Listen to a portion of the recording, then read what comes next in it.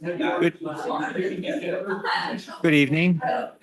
Good evening. It's 6 o'clock, so I'll call to order this meeting of the Cotati City Council and the successor agency to the former Cotati Community Redevelopment Agency.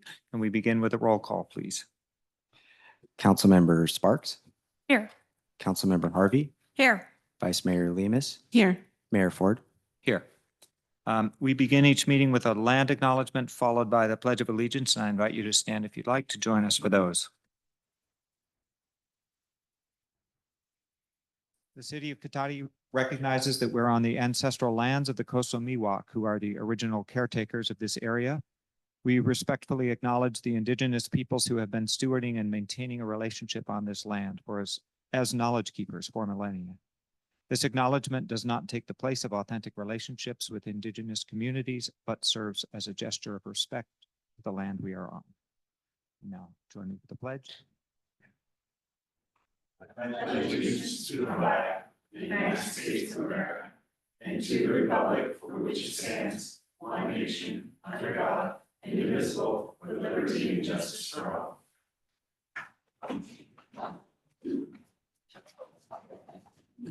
Thank you. So next item is approval of minutes and notice of waiving of reading of all resolutions and ordinances introduced and or adopted under this agenda. So we have minutes from January 14th meeting. Anybody have any changes they've noted that are needed? Okay, we'll take public comment on this item. Are there any comments on the minutes for January 14th? Feel free to come up to the podium. Okay, can we check with our Zoom attendees? Thank you, Mayor Ford. Speaking to our Zoom attendees, if you would like to make a public comment on approval of the minutes, please use the raise hand icon.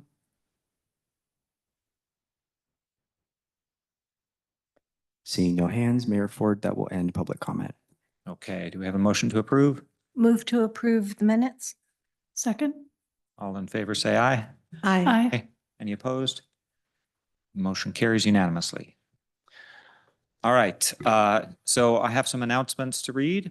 So meeting orientation for new attendees and viewers. In conformance with the Brown Act and the adopted City Council rules, the meeting agenda includes items labeled as action items, where the City Council may consider the item. If the City Council considers the item, citizens will be afforded the opportunity to provide comments relevant to the item being discussed. The meeting agenda also includes a citizens' business item, which is the designated place on the agenda where citizens have the right to say whatever they wish. However, the Brown Act prohibits the City Council from taking action or considering any item that is not on this agenda to ensure that other members of the community who wish to provide comment are notified in advance through a properly noticed meeting agenda. Measure S supports police services, a variety of recreation programs for all ages, and the maintenance of our streets, parks, and public buildings. See details on the web at cotaticity.gov. Citizens interested in receiving City of Cotati community alerts via text or email are encouraged to enroll with Civic Ready by signing up on the city's website, www.cotaticity.gov, under the How Do I link at the top of the homepage. And like always, we love to hear from you. So please feel free to contact the city at 707-792-4600 or info@cotaticity.gov. If you have a non-emergency issue after normal business hours, you can contact us at 707-792-4611. And of course, if you have an emergency, please contact 911. Continue to look for updates on the city's website and social media channels available on Facebook, Instagram, and Civic Ready. Next, we're on to approval of the final agenda. Are there any proposed changes to the agenda? Thank you, Mayor. No proposed changes tonight. Okay, so we'll move right on to citizen business and public comment for consent calendar items. So any member of the public wishing to speak to the council on any items listed on the consent calendar or any matters not listed on the agenda that are within the subject matter jurisdiction of the council may do so at this time. Pursuant to the Brown Act, the council is not allowed to consider issues or take action on any item not listed on the agenda. And pursuant to City Council Policy 2023-01, comments of any member of the public are normally restricted to a total of 3 minutes in length per person for matters not on the agenda, and a total of 3 minutes per person in length for any and all items on the consent calendar. The mayor may extend the time limit for a reasonable time where a disability accommodation has been requested. To facilitate public comment, the timer indicator lights will display yellow when there are 30 seconds remaining. There's lights up there and also a set on the podium. And then red when time is expired. All right, so I don't have any cards yet, correct? Okay. So I'll open public comment now. So anybody in the chamber is welcome to come forward.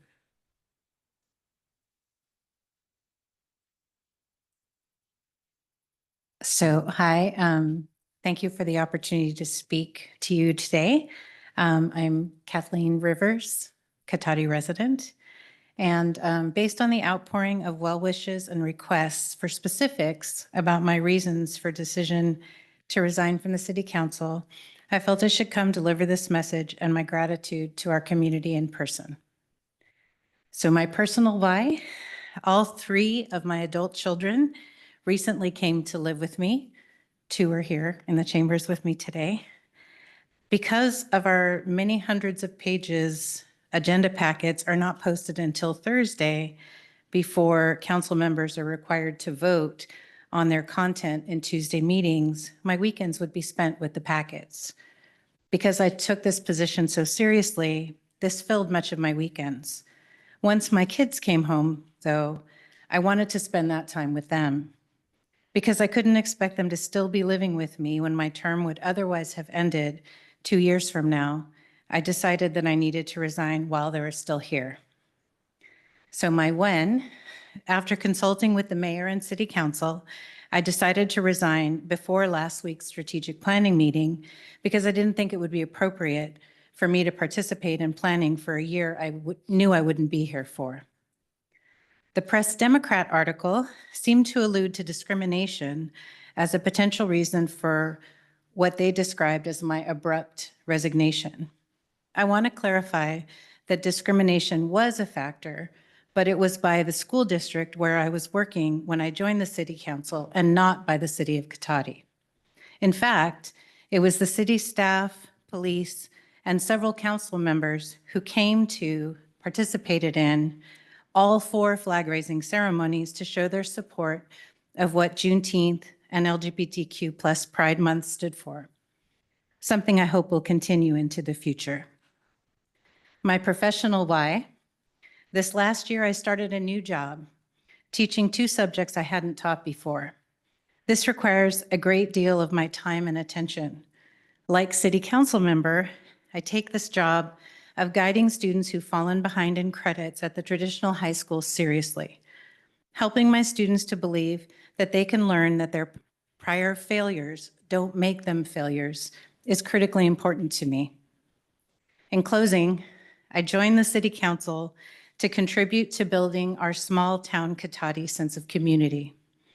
Although I won't be doing it in this way moving forward, I'm not leaving Cotati and plan to continue to find ways to more directly work toward this goal into the future, starting with my wife and kids and expanding out from there. For all your support, questions, criticisms, challenges, suggestions, and volunteering, to each member of our community and everyone in this room and on Zoom, I leave with my heartfelt gratitude. Thank you. Thank you. Anybody else for public comment? Yes, Mr. Barrett. Mayor have a speaker card. Kevin?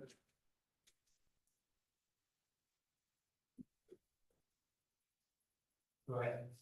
Sir, would you mind giving the mayor my speaker card? Thank you, Kevin. Go right ahead. Good evening, council. Mr. Mayor, would you be so kind as to read the title that I put on that speaker card? I'm happy to say what you put on the card. Thank you. That's all I ask. Not that I'm using this title myself, and the time is still your time. Councilman George Barrett is what you wrote on the Thank you, piece sir. of paper. I will always reserve hope that you and the council will follow proper etiquette, that whatever I wish to be called, I will be called. And since I earned the title of councilman by earning that title in a duly fair election some years ago, that according to proper etiquette, I'm entitled to use that title for life. You're not the first mayor, Mr. Ford, to deny me that right and that courtesy. But it is in violation of Cotati's Code of Ethics for council members. And if you read it carefully, it says you're supposed to treat all citizens and members of the city council with the utmost respect, which I'm still hoping one day you will rise to that responsibility. I'm also confident that if I had asked or informed you that I wanted to identify as a woman, you would do so. If I asked you to refer to me as Georgina versus George, you would do so. But the fact that I've asked you to refer to me as Councilman Berich or former Councilman Berich shows your animus, your disrespect for me and the office for which you sit. And if you're not able to rise to the position that you find yourself in, and you have such animosity or disrespect for a fellow city councilman, then I would say pass the gavel to Mrs. Lemus, who I think could probably do that until you can come to your senses and treat everybody in this room with the same respect. It's appalling. With the little bit of time I have left, I would be remiss if not to thank former council person Kay Rivers for serving, for doing her job, for being a very good neighbor. She lives up the street from me. I'm very proud to have met her and conversed with her. She held open hours at Redwood Cafe. We had some wonderful evenings there to discuss issues of the day, our lives, and so forth. She's a shining example of what we should be looking to aspire to as city council members. I also held office hours in 2009 in our council office out here in front, and I put an A board sign out on the street that a council member was on duty. Not any other council member decided to do the same. So let's thank former council person Kay Rivers tonight. Thank you. Thank you. Anybody else for citizen business or consent calendar items? Yes, sir.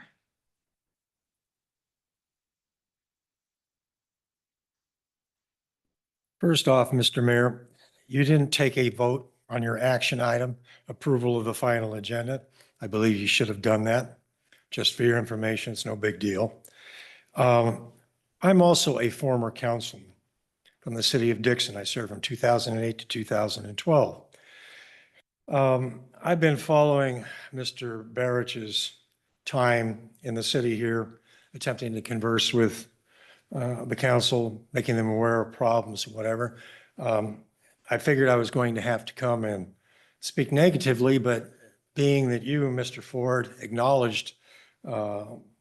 Berich as a councilman, I have to praise you for doing that because that's what you should do.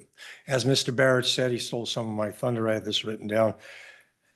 We all would respect the rights of the LGBTQ community and refer to them as using the proper pronoun, which is what's been going on through our educational system and everywhere else.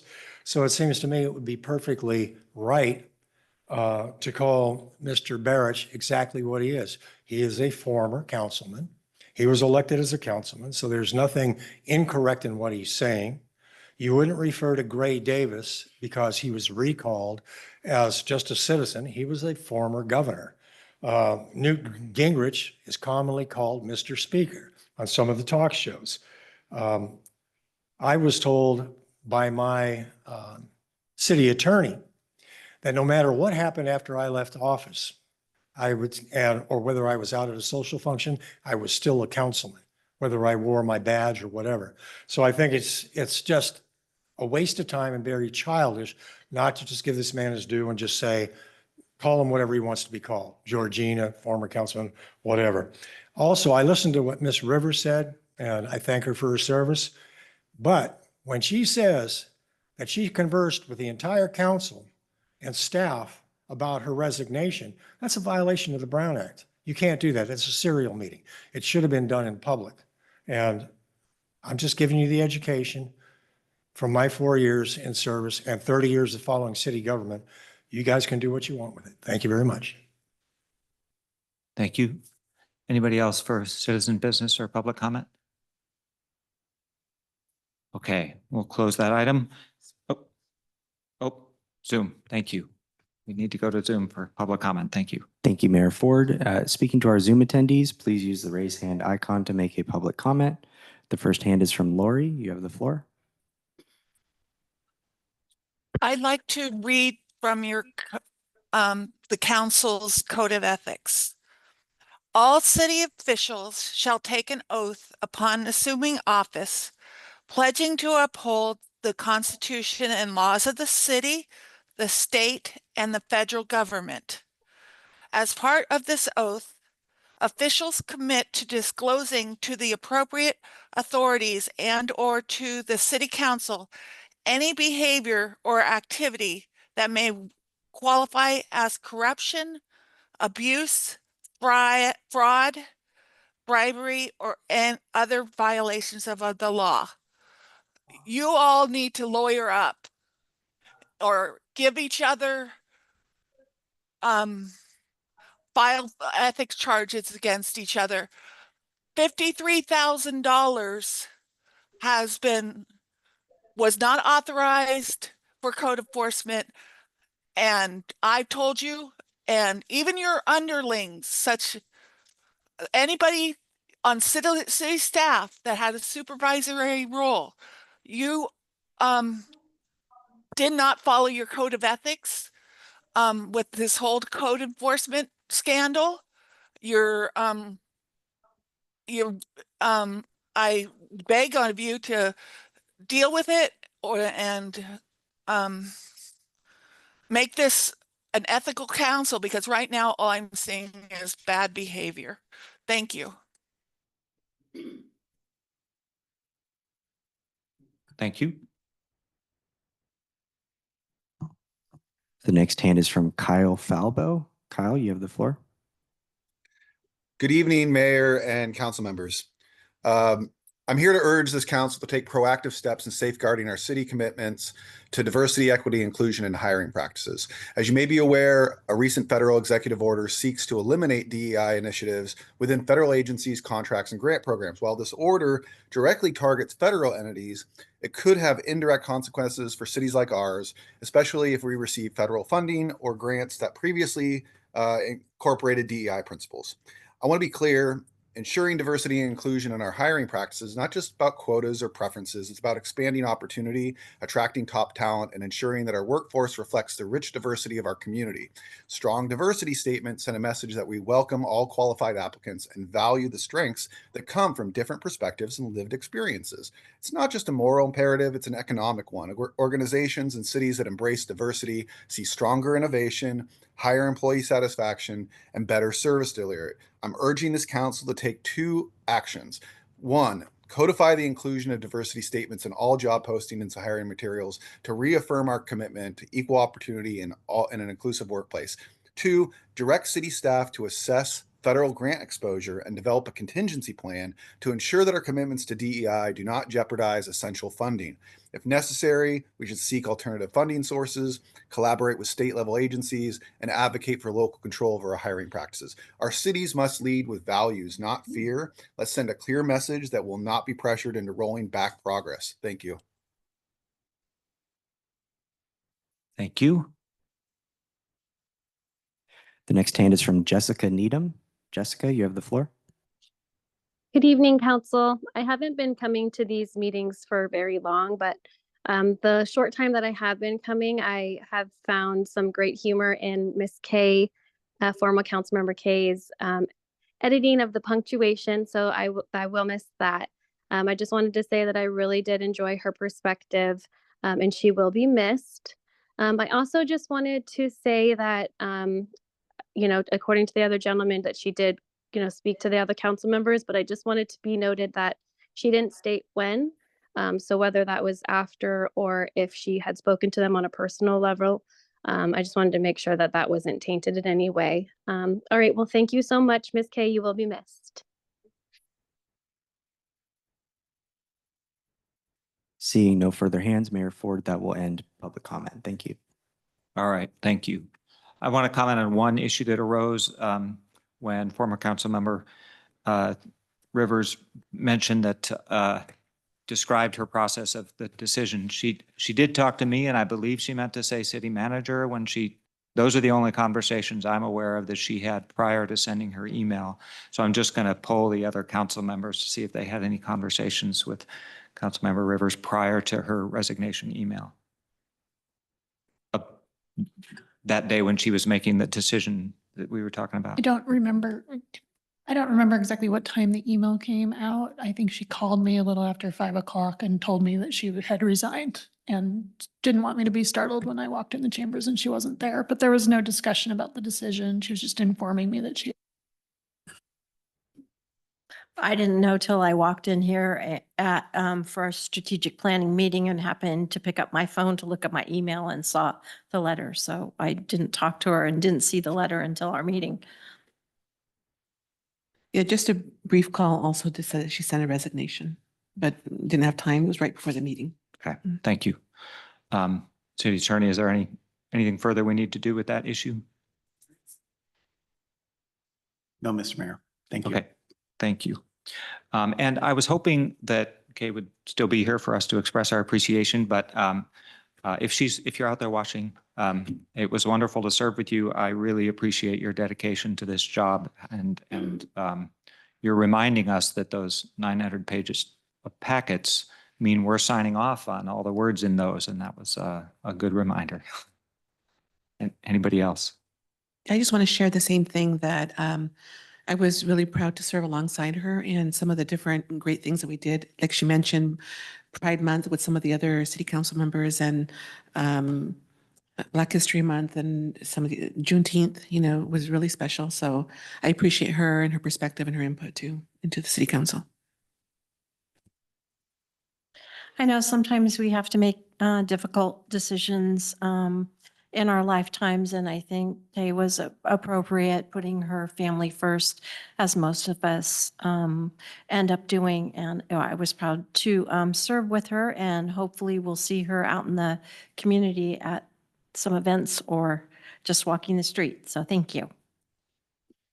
And I really enjoyed working with Kay, and she was never afraid to speak her mind, and I always appreciated that about her, and I'm sure we'll see more of her. And thank you, Kay, for your service. You will be greatly missed. Thank you all. All right, we'll move on to item 10, direction on future. Oh, sorry, we need to consent calendar. I was jumping right past it. And Mayor, actually, Yes. before you guys vote on that, just to note that there's some small typographical or some updates to that. Yeah, so there was some slight updates that are available in the back of the room, basically just to remove the second year from the resolution. We can't actually do it 2 years at a time. Removing the second year of authorization for the city engineer, appointing him for the lighting and landscape districts. All right, so any items people want to pull? Any motion? Move to approve the consent calendar. Second? All in favor, say aye. Aye. Any opposed? Carries unanimously. Thank you. All right, and now we'll go on to direction on future agenda items. Do any council members have items they wish to recommend for future agendas? Yes, Councilmember Sparks. Yes, thank you. And I don't know, this is related to Sonoma State, so I don't know if you need to recuse yourself from the direction. But we're not of going to future- consider it here, so you can make the recommendation. If it ends up on an agenda, then I will not be present. Okay, I am proposing that we send a letter to our state legislators requesting that they provide either transitional funding or a revised plan for budget cuts that will enable Sonoma State to remain a strong institution within our community. People have been devastated by the cuts at SSU, and I wanted us, I've received some requests from constituents to draft a letter. So I wanted to bring that to our next meeting if possible. Yes. Yes, I want to second that too, because I also had a discussion with a constituent and I sent an email back and I did ask also city manager if we can draft something. So I'm 100% in agreement there.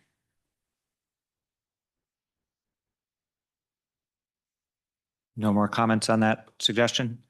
Okay, so Vice Mayor Lemus is also meeting with us sometimes when we work on setting the agenda. So if that becomes an agenda item, she will work with the city manager to make it happen, and I will recuse if and the reason is that I work at Sonoma State, so I need to recuse from any conversations about Sonoma State. Okay, thank you. So we'll move on to the regular agenda. Item 11A is the approval of the 2025 Cotati Cultural Grant awardees. And I will point out that this item as well has some additional information in the information received after the packet was printed, which is the actual scoring sheets. So I'll hand it over to Ashley. And 1 second, I do have to recuse myself. I need to step away. Yes. I have a conflict of interest Thank being you. on the board. Okay, Vice Mayor Lemus is recusing herself from this discussion. Thank you. So Director Wilson?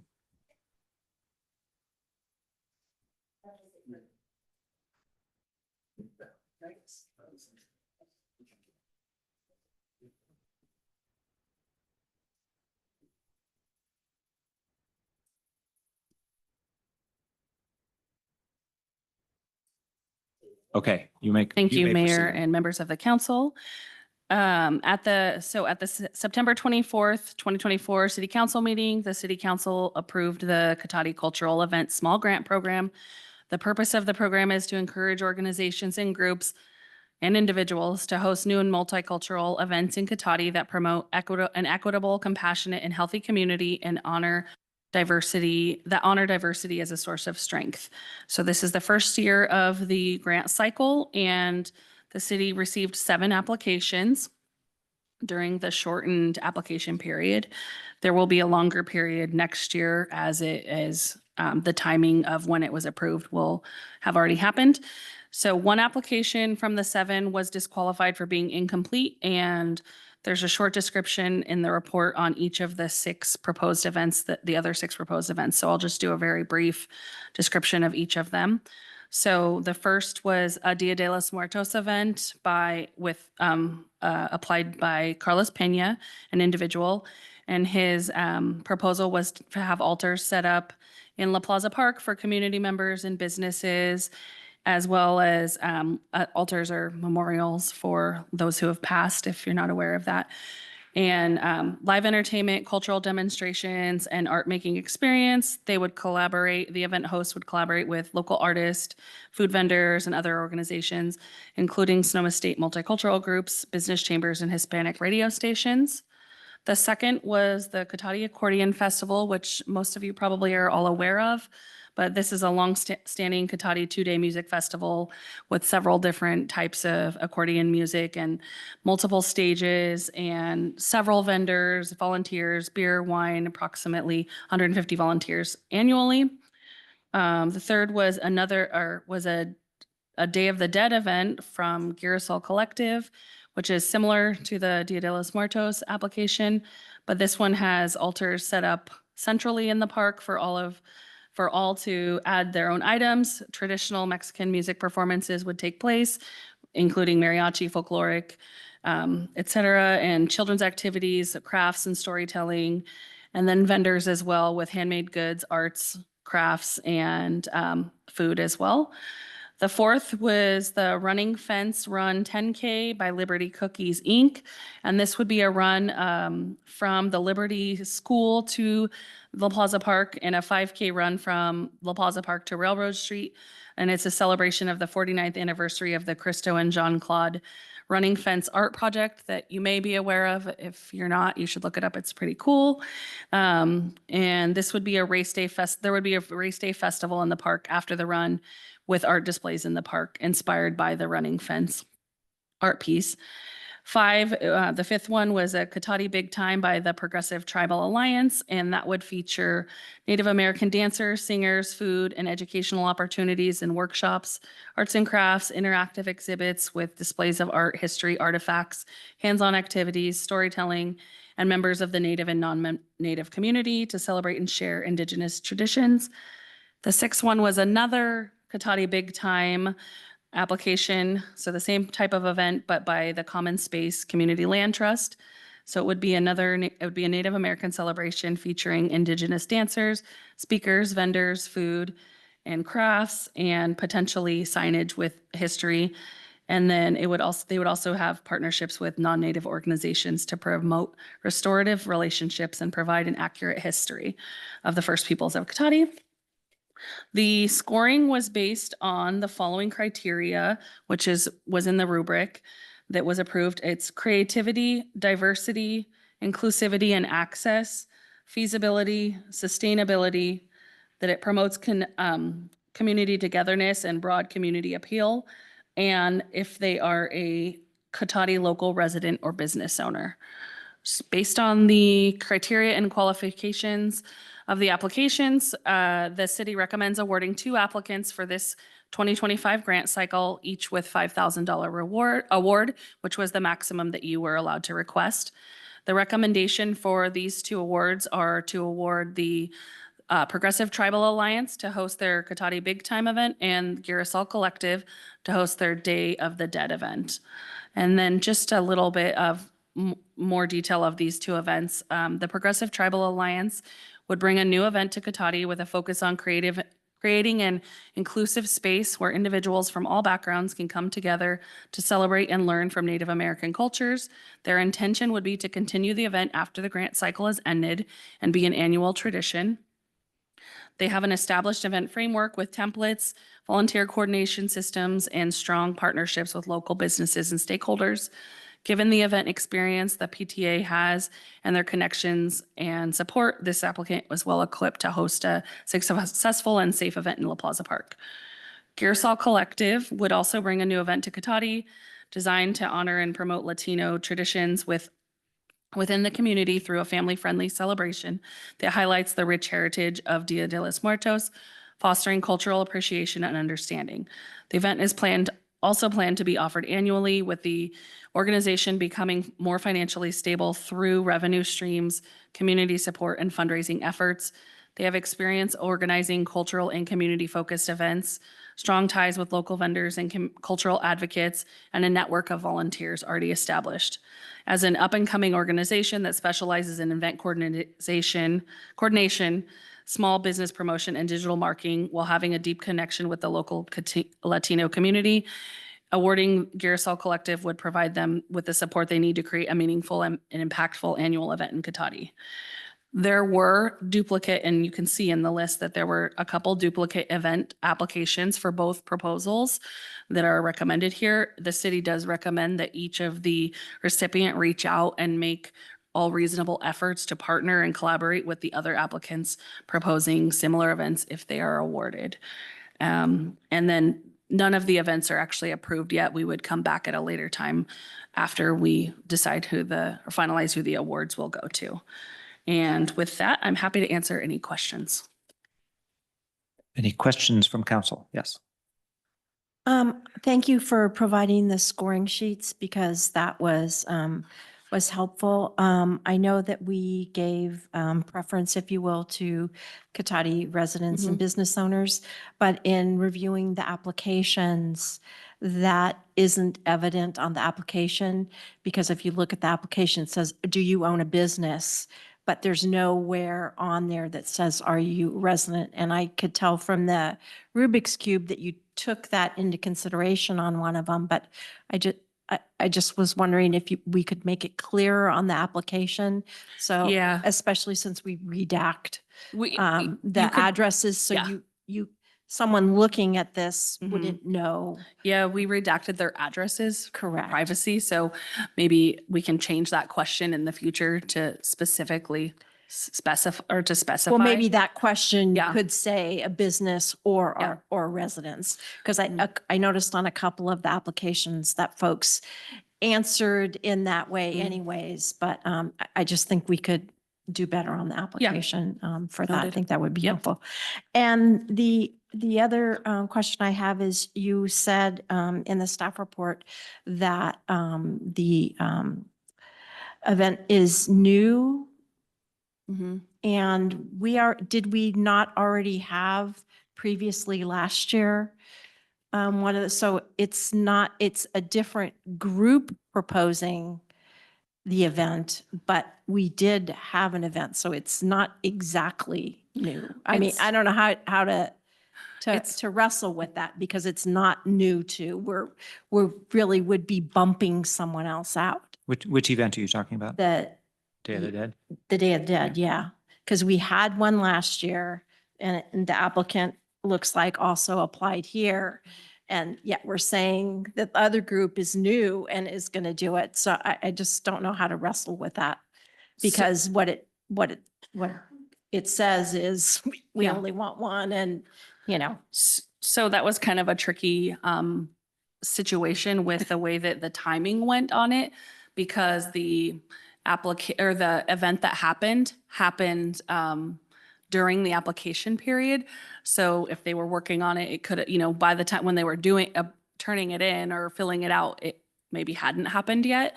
So that was that one. And we ended up just weighting them both the same because it's the same type of event for that specific question. And the one is that it's new to Cotati, but has been hosted in nearby communities. I know that there's also Dia de los Muertos events in Rohnert Park. So it wasn't weighted as like a brand new event. It's weighted, and both of the proposals are not exactly the same as the event that was hosted this year. And so we kind of I didn't know a way to make it super fair, like without giving them 0 points for that, because it is new in a sense. It was a first year. I just wanted to be clear, for everyone, because not only are they similar, but we're really then just bumping someone. So thank you. Thanks. Any other questions? Okay, I don't have any. So we'll open this to public comment. So if you wish to we'll start with Zoom this time. If you'd like to make a comment about the approval of 2025 Cotati Cultural Grant awardees, we'll go to Zoom first. Thank you, Mayor Ford. Once again, speaking to our Zoom attendees, please use the raise hand icon to make a public comment. The first hand is from Lori. You have the floor. Hi, I wanted to say that we should not approve the Day of the Dead one. There are many Day of the Dead ones in this county. It's not really strong cultural one supporting our community. I think we should go for the running fence one. Just simple economics. 1,000 people running to the Cotati hub. That would be a big deal for the businesses. And it does have tradition in this city, which probably Ashley doesn't know about. We had the Ass to Ass run. I don't know if anybody remembers it, but it was the Brass Ass Saloon to the Santa Rosa Brass Ass Saloon. And that was a lot of fun in the 70s and 80s. And that doesn't seem to have been considered. The other one, the Big Time, we had an Indian festival with Chief Cotati and intertribals in the 70s and 80s. And you're saying about educating people on the history of the tribe it's not correct. And you taking off Chief Cotati, it just seems very disrespectful to now say, okay, we're going to come in and have an event with our pretty much the Cotati Historical Society's version of events rather than what the truth is. So that's my thoughts. Thank you. Thank you. The next hand is from Neil Hancock. Neil, you have the floor. Yes, hello. I've enjoyed the Day of the Dead celebrations in Petaluma in the past and also more recently in Rohnert Park. So I think it's a It's a great insight, and I really enjoy the way that people face paintings that go on. It just really shifts it to be able to think about how to celebrate your ancestors. So I really appreciate that one. And the big time as well. I've been to events, let's just say that elsewhere, that it really is nice to see that possibility coming to Cotati, and of course being done by people who are grounded, and that's their way. So I very much appreciate it occasionally when people have come to La Plaza and done their own events. Sometimes those aren't necessarily well advertised as either, when it's a single group that's doing its own type of celebration spontaneously. So it's very nice to see the potential big time. Thank you very much. Thank you. That was the last hand on Zoom, Mayor Ford. Okay, so we'll go to the room. Anybody in the room who'd like to comment on the cultural grant program awarding?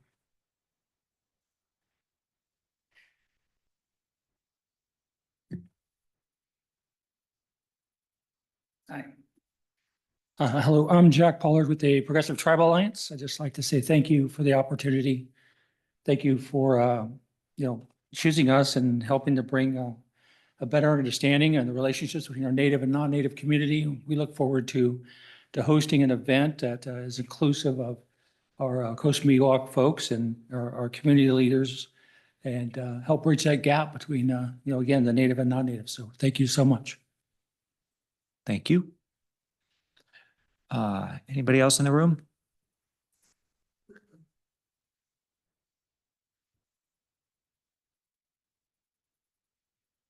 Chimai Shishima, Angelica Smith. Hello, my name is Angelica Smith, and I am a part of the Progressive Tribal Alliance. I am also a resident of Cotati, and I live down the street from the main park area of Cotati.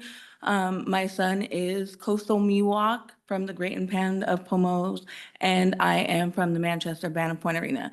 I think that if were allowed to have a big time here in Cotati, it would bring a significant awareness to the Native people still being here, still being present, and just enrich the culture of all people, just to allow us to intertwine with natives and non-natives, to give them that opportunity to see that we are still here. We're trying to educate people, and we want to just bridge that gap. I know prior, you guys had a bead store here for many years, and people would travel here. It was right next to the fire station, and people would travel here and come here. And I think that would also help bring the Native community back to Cotati, as that now that they'll have events and there'll be vendors and able to share the food and the culture. Thank you. Thank you. Anybody else in the room? Okay. We'll close public comment and bring it back to council for discussion. Comments? I'll start down. Councilmember Sparks. Sure. I just want to thank everybody who applied. I was really pleased to see we had so many applicants, and the ones that were not recommended for being funded this year, I just hope that everyone will consider reapplying next year, because the intent of the grant was sort of to kick things off and get events started that can hopefully become self-sustaining in the future. So there'll be more opportunities each year. And I heard that the comment that it was the 49th anniversary of the running fences. 50 is a nice round number, so it'd be nice to see that application come in again. I am in favor of going with the recommendations. I know that the staff put a lot of work into trying to evaluate on our rubric fairly, and so I'd be comfortable following through with their recommendations. But all of the events were amazing, and I hope people who aren't funded will reapply next year. Having worked with Councilmember Sparks on our ad hoc committee and kind of kickstarting this, I'm glad to see that it's coming to fruition, because I think that we are a community that likes to have our events, and so bringing new events, I think, will be really important, as well as educational. What I got out of the application for the running fence was, it looked like maybe they were thinking that it would be annual, but they were real focused. It appeared on the 49th, and maybe if it was okay, there'd be a 50th. Is that your take on that, Ashley, with what you? Their hope is to have one event this year that helps gain popularity for a full marathon next year. Okay. And so the plan was to have those two events and not continue after that. Okay. And I think that part of what we were kind of looking at, you know, in the bigger picture was having events that would continue on, that the point of this grant process was to kind of give people, you know, that kind of jump start to get their, so that they can get their feet on the grounds and get their funding. I am hoping that the Girasol group will reach out to Carlos and, you know, kind of work something out so that we don't, you know, lose, you know, sight on what he has already done in the community to get this going. So that's my hope that group will reach out. But I am pleased to have the details in the Rubik's Cube to see how you scored them, and am supportive of this. Thank you. And I agree. I'm comfortable going forward with the two that scored highest on the rubric. And I'm, given that this is sort of a startup funding effort, I'm hopeful that we'll see some of the other applicants take to heart the scoring in the rubric and figure out how they might score better next year if they are interested in pursuing next year. So I'm comfortable proceeding. You want to go ahead? Sorry, one thing I forgot to say, I also wanted to recognize the Cotati Accordion Festival, although they scored low on the new event because they've been such a great ongoing event for so many years. They do bring an incredible cultural wealth to our community, and it's a really amazing event. So I just wanted to appreciate and acknowledge the Accordion Festival in particular, even though they're not being funded on this program. Thanks for that. Yes. Anybody like to make a motion? All right. I move that we adopt a resolution approving the Cotati Cultural Events Small Grant Program awardees for the 2025 cycle year. Second. All those in favor say aye. Aye. Aye. Aye. Any opposed? All right, that passes, carries unanimously. I always forget to say aye when I'm the one calling for the votes. Okay, we'll wait for Councilmember Lemus, or Vice Mayor Lemus to rejoin us.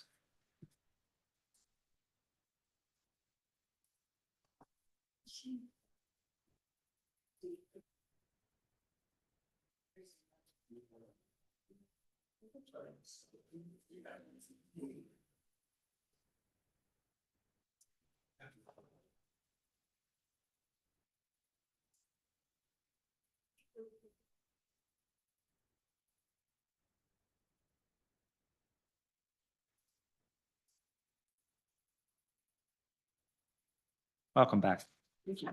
All right, we'll proceed to agenda item 11B, mayors and council members committee appointments. And I'll turn it over to City Manager Obid for a staff report.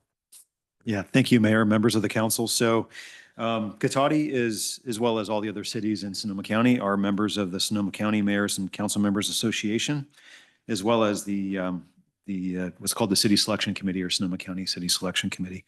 So each one of these bodies has a series of regional appointments that it makes, and the mayor from each city, so Mayor Ford in this case for Cotati, is the voting delegate at the board meetings for both the mayors and council members and the City Selection Committee meetings.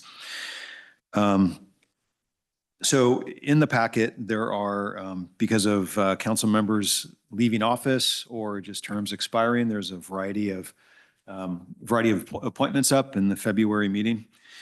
So the North Bay Division League of California Cities Executive Board has one seat. Sonoma County Ag and Open Space Citizens Advisory Committee has one seat.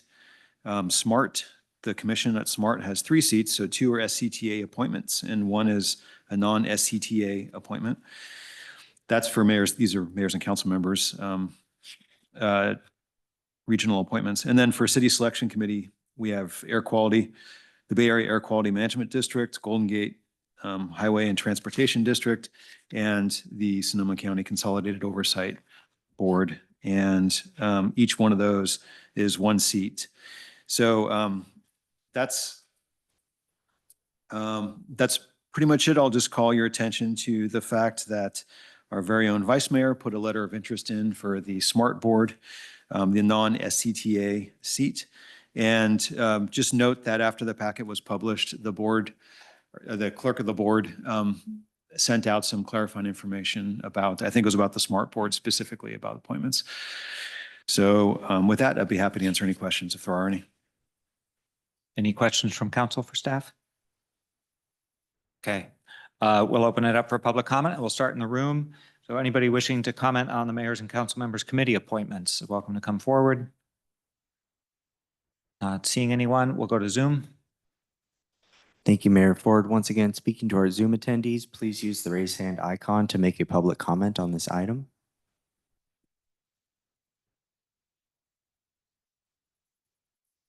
Mayor Ford, that will end public comment. Okay, thank you. So we'll bring it back to council for discussion. We're going to go seat by seat, and I will be taking notes. I don't usually ask people to tell me whom to vote for, but this time I need it. So just to clarify on, well, I'll wait till we get to the SMART Board to talk about that. So first, the Board of Directors appointment of the North Bay Division League of California Cities Executive Board. Only one letter was received. I presume we're okay. All right. That's the easy one. Sonoma County, right, Agricultural Preservation and Open Space District Citizens Advisory Committee. I just want to point out before we start this discussion, there's one seat to appoint now. There are two mayors and council members appointees on that board. The other one is Kevin McDonald from Petaluma. So the one who's continuing is from Petaluma. Just so any discussion about whom I should support for that position? So I have a question then. Is that also a board that can have no more than one council member from a city, or is it only the SMART Board? I think it's only SMART. Yeah. That's my understanding. Okay. Well, I have not spoken to any of these folks. Usually people reach out. I've heard from none of them. I guess if what you're saying is that Kevin is already on there, it feels like we might want to consider choosing someone from another city so that we kind of get to spread the wealth, if you will. But that's just my Any other thoughts? I don't really know most of these folks. Yeah, I don't really know. They're new. They're new. Yeah. In reading their letters, I appreciated the focus that Frank Quint had on climate change and pedestrian. But I'm just going off of a letter. I don't know these people personally, so I'm really would be happy to defer to your judgment on that one, Mayor Ford. Any thoughts? But any thoughts on this one, Vice Mayor Lemus? Yeah, I don't know, other than the person that came to our council meeting, Alex DeCarly, that said he was going for both this one and a different position. He mentioned it, but I defer to you. I agree with Frank Quint and his climate stance. I think that would be good for open space.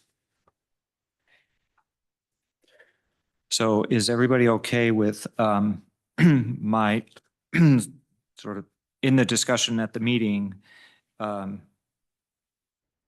prioritizing, North and South seems to make sense to me, representation on the board, and not have all the city reps come from the same city there. But if that's not the direction the board chooses, then I would support Frank Quint as among the three. I would go even farther and say that if you receive any information that changes your mind, I'd be happy to just allow you to choose whoever you would like to. Is everybody okay with leaving that one up to me based on the what I hear between now and then, presentations at the meeting? I agree. I would be okay with that. Okay.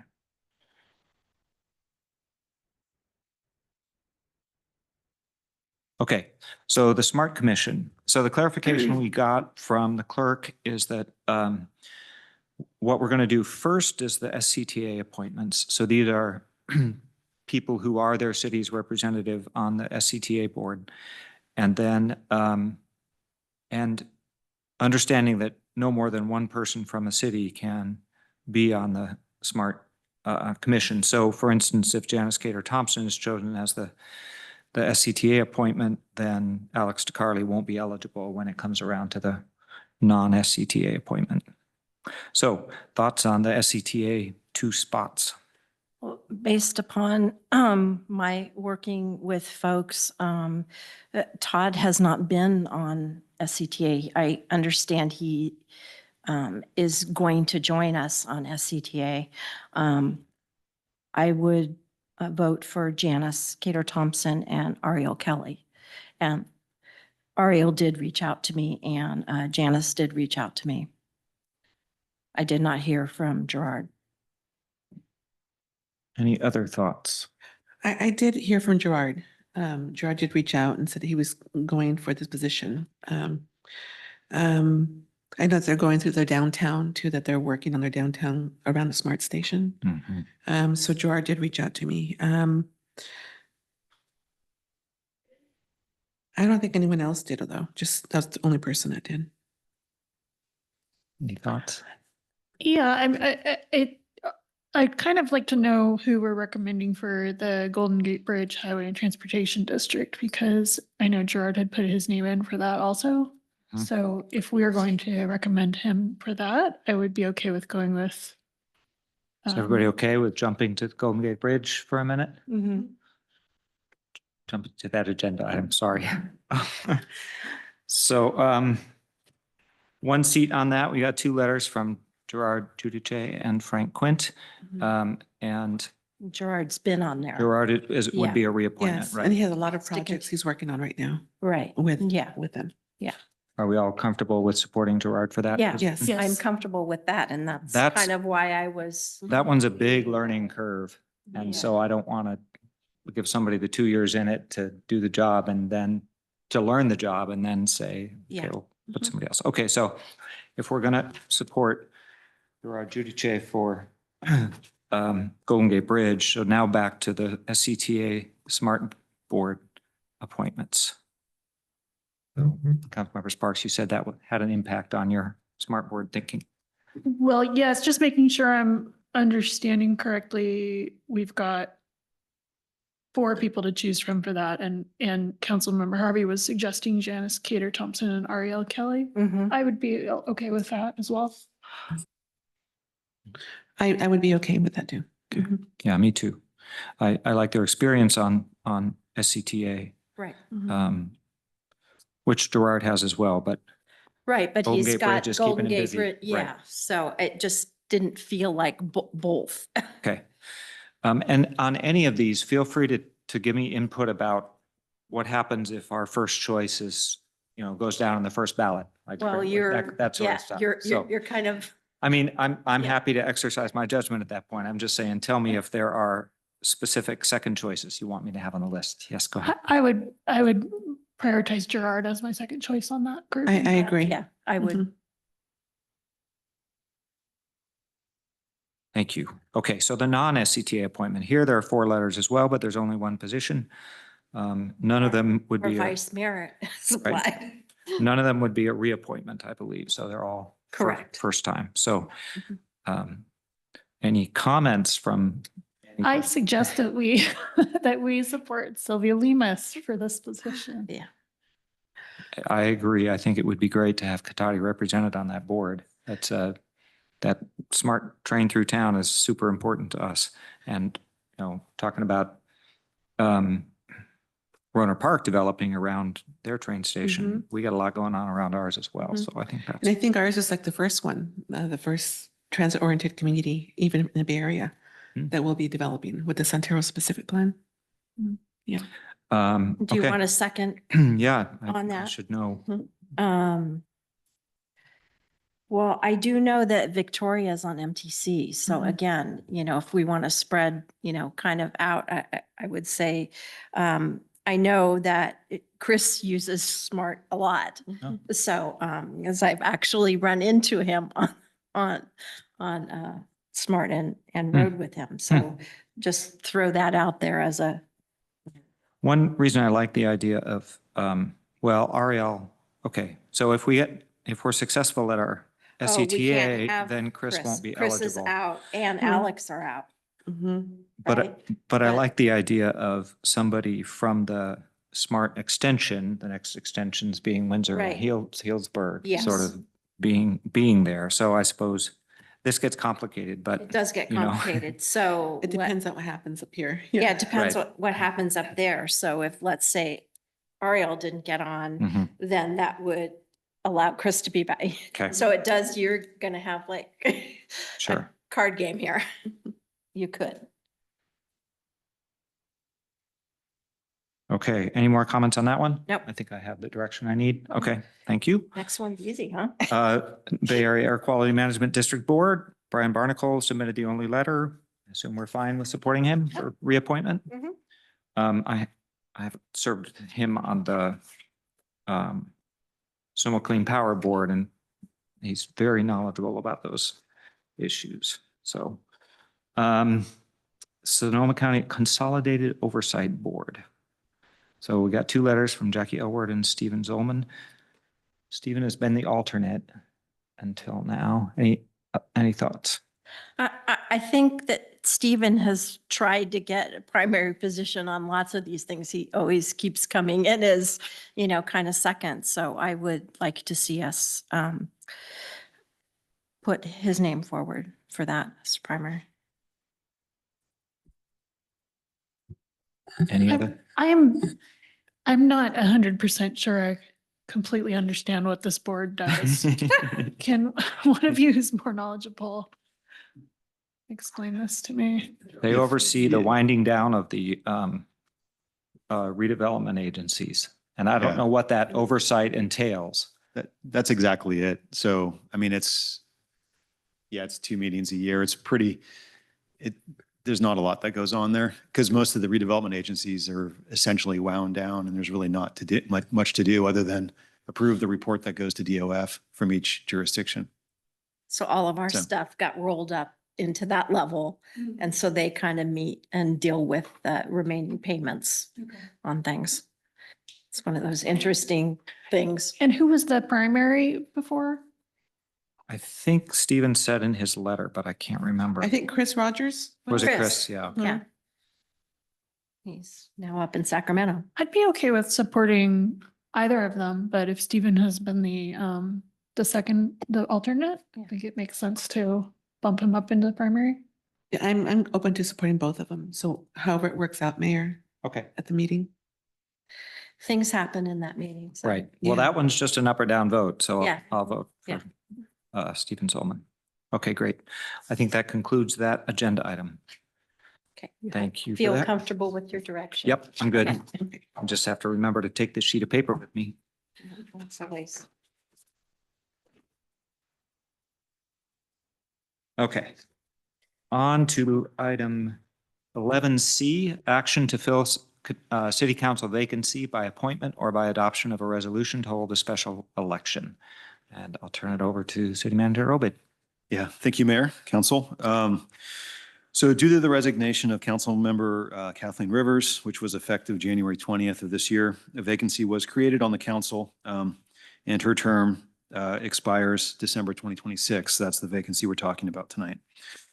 Pursuant to Government Code 36512B, the council has a choice of either holding a special election to fill the seat or appointing somebody to fill the seat. Action must be taken within 60 days of the effective date of the vacancy, which is basically by March 21st, to either appoint somebody or call the special election.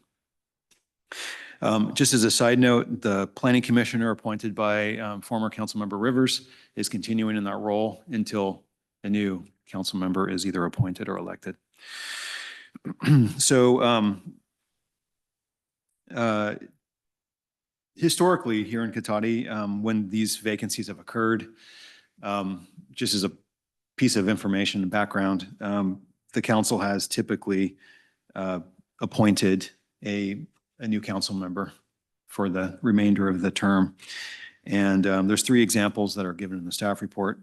So I'll get into that more in a second. So for special elections, talking to the registrar of voters, if we did a special election, the soonest, just with all the machinery to kind of get the special election set and get candidates, the soonest we could have a special election would be August 21st, or I'm sorry, 26th, August 26th. So somebody would be seated no later than September 26th of this year. So basically, most of this year would be a special election process with someone seated essentially at the end of the year. And then the term, as I noted earlier, would expire next year. So you would have a vacant seat for most of this year, and then that person would just sit there for part of next year. If they were to run again, then they would be running in less than 12 months, or in any case, it would just be basically a year on the seat. The other alternative is to appoint, which I noted was how the council has previously chosen to do this. And there is no statute in the statutes, there is no required process. The council can choose to appoint in any method that they want. I will say historically, the council has used sort of an application process. So like the boards and commissions type application. In terms of timing, just historically, we've had anywhere from a 6-day application process to as long as a 30-day application process. And in the staff report, there's 3 different options, and they're mostly driven by the timing of applications versus the council meetings, the regular meetings to actually make the appointment, and other budget meetings that are going on in that same time frame, so that you can decide what's the most important goals in the application process, if that's the way you chose to go. So option 1 would be essentially a 7-day application process. And all of these would open on January 30th and then close on whatever duration the council chooses if we do an appointment. So the first option 1 is a 1-week application process. And under that scenario, the appointment could be made on the February 11th regular meeting. Option 2 is a 3-week application process. And again, that's just how the meetings fall. So it'd be a 3-week application process. And if the council chose to go that way, the appointment would be on February 25th. And then the third option is a 5-week application period to close on March 5th. And then the appointment in that scenario would be on March 11th. So under option 1, we do have a budget study session, a strategic planning meeting coming up on February 18th. If the council chose option 1, you could, in theory, have someone on the seat in council for that strategic planning meeting. For options 2 or 3, they would both be, a new council member could be seated in time. They would miss the strategic planning process, but they could be seated in time for the budget study sessions, which happen a little bit later in the spring. Option 3, I wouldn't recommend, primarily because it gets you right up to the outside of that window, that 60-day window that's required by statute. And if for some reason you don't appoint in that one meeting, then you probably have to call a special meeting to get that done. So option 3, I think, is too far to the outside of the window. If you were to use an appointment process, I would suggest either option 1 or 2.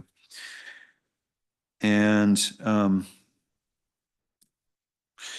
I think the other factor that I know that you all are aware of is that just like tonight, when somebody has to, in the current scenario, when somebody has to recuse themselves, or if there's an absence, you'd be down to 3 council members. And so that means that all the votes for everything would have to be unanimous, which can make things more challenging potentially.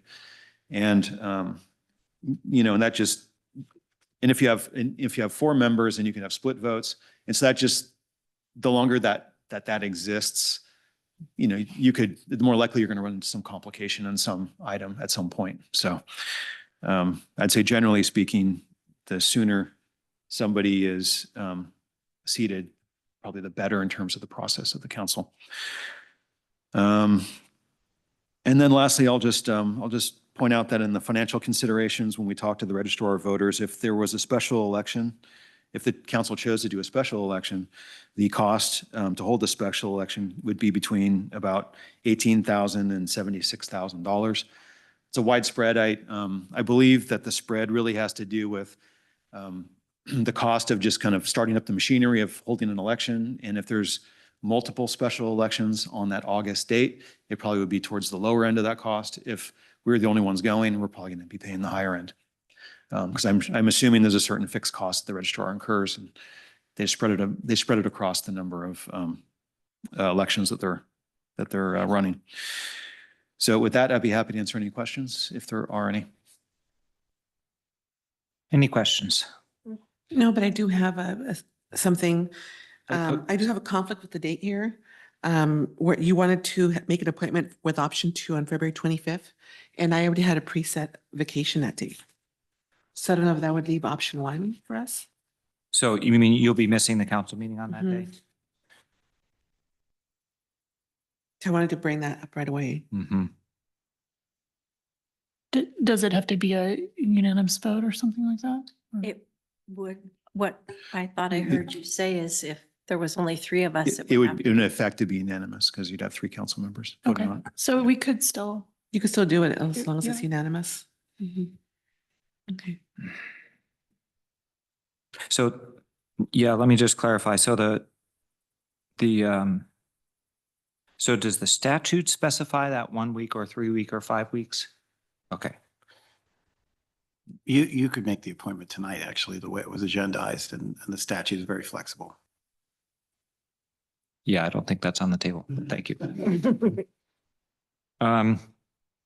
Okay, any other questions before we open up to public comment? Okay, let's start on Zoom this time. Comments on Zoom on the action to fill city council vacancy. Thank you, Mayor Ford. Once again, speaking to our Zoom attendees, please use the raise hand icon to make a public comment. The first hand is from Lori. You have the floor. Hi, you should not be appointing anybody.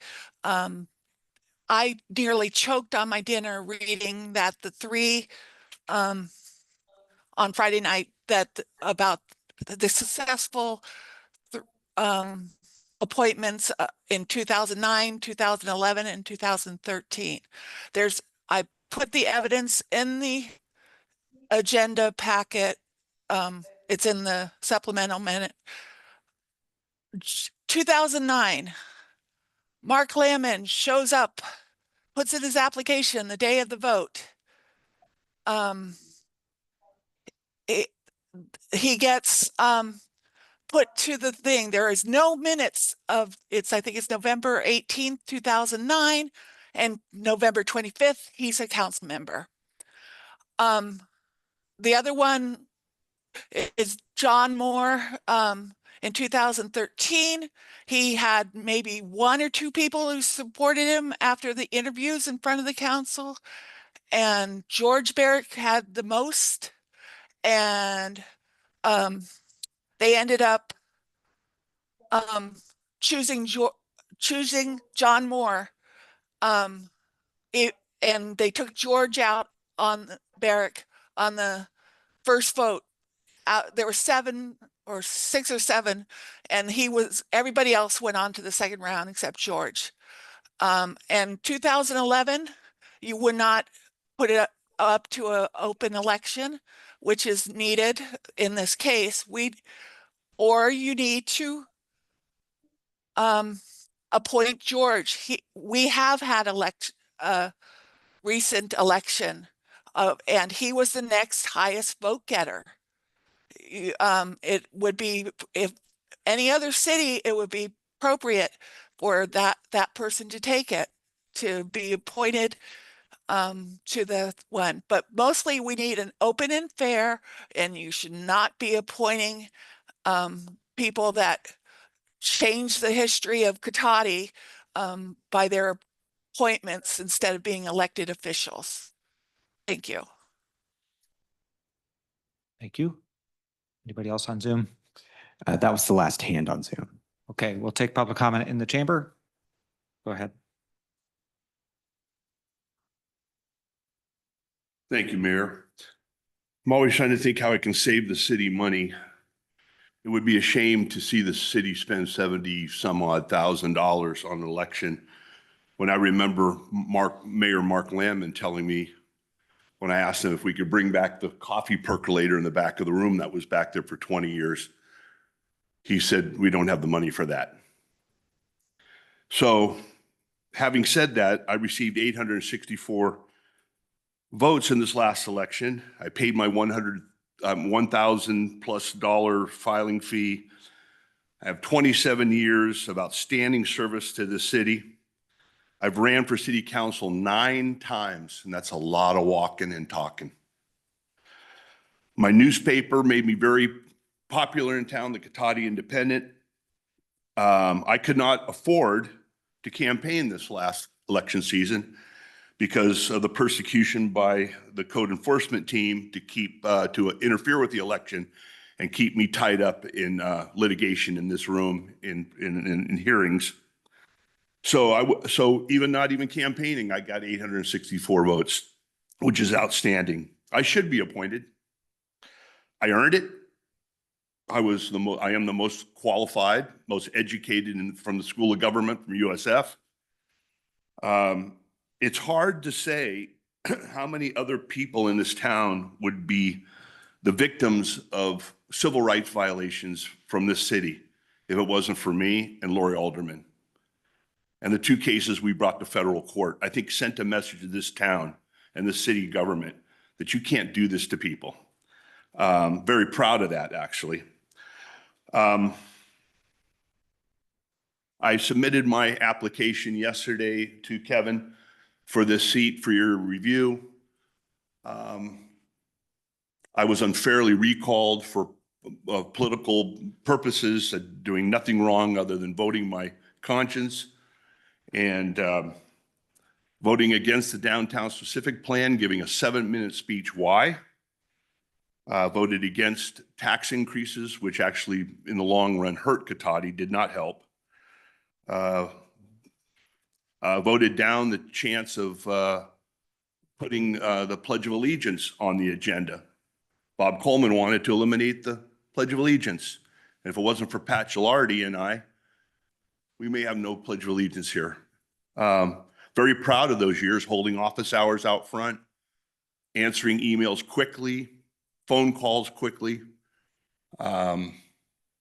So it would behoove you to appoint me tonight to this seat. I've earned it. And I'm available for any questions from the council. Also, as you know, you have the right to call people up and ask specific questions. Thank you. Thank you. Anybody else in the room? Yes.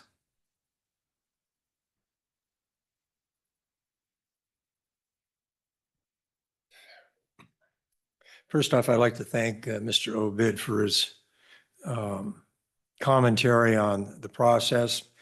He even mentioned the one thing that I thought he was going to miss, which is the council has the right to appoint without taking applications or anything. That happened to our council in Dixon one time. We have appointed by taking applications to and interviewing people. I was here during the process that Ms. Alderman talked about, where George had the majority of support. That's not a qualification. But I have to ask you, how many people are here tonight asking to be appointed? There's only one. This is the same person that ran in the last election just a couple of months ago that got a substantial amount of votes. Now, I'm looking at this from the perspective of the gentleman that spoke during the consent calendar. No, it wasn't consent calendar, public comment about DEI. Now, it's either diversity, equity, inclusion, or it's discrimination, inequity, and exclusion. You have a breakdown. I've looked at the voting records of about 2/3 Democrat to 1/3 Republican or conservative.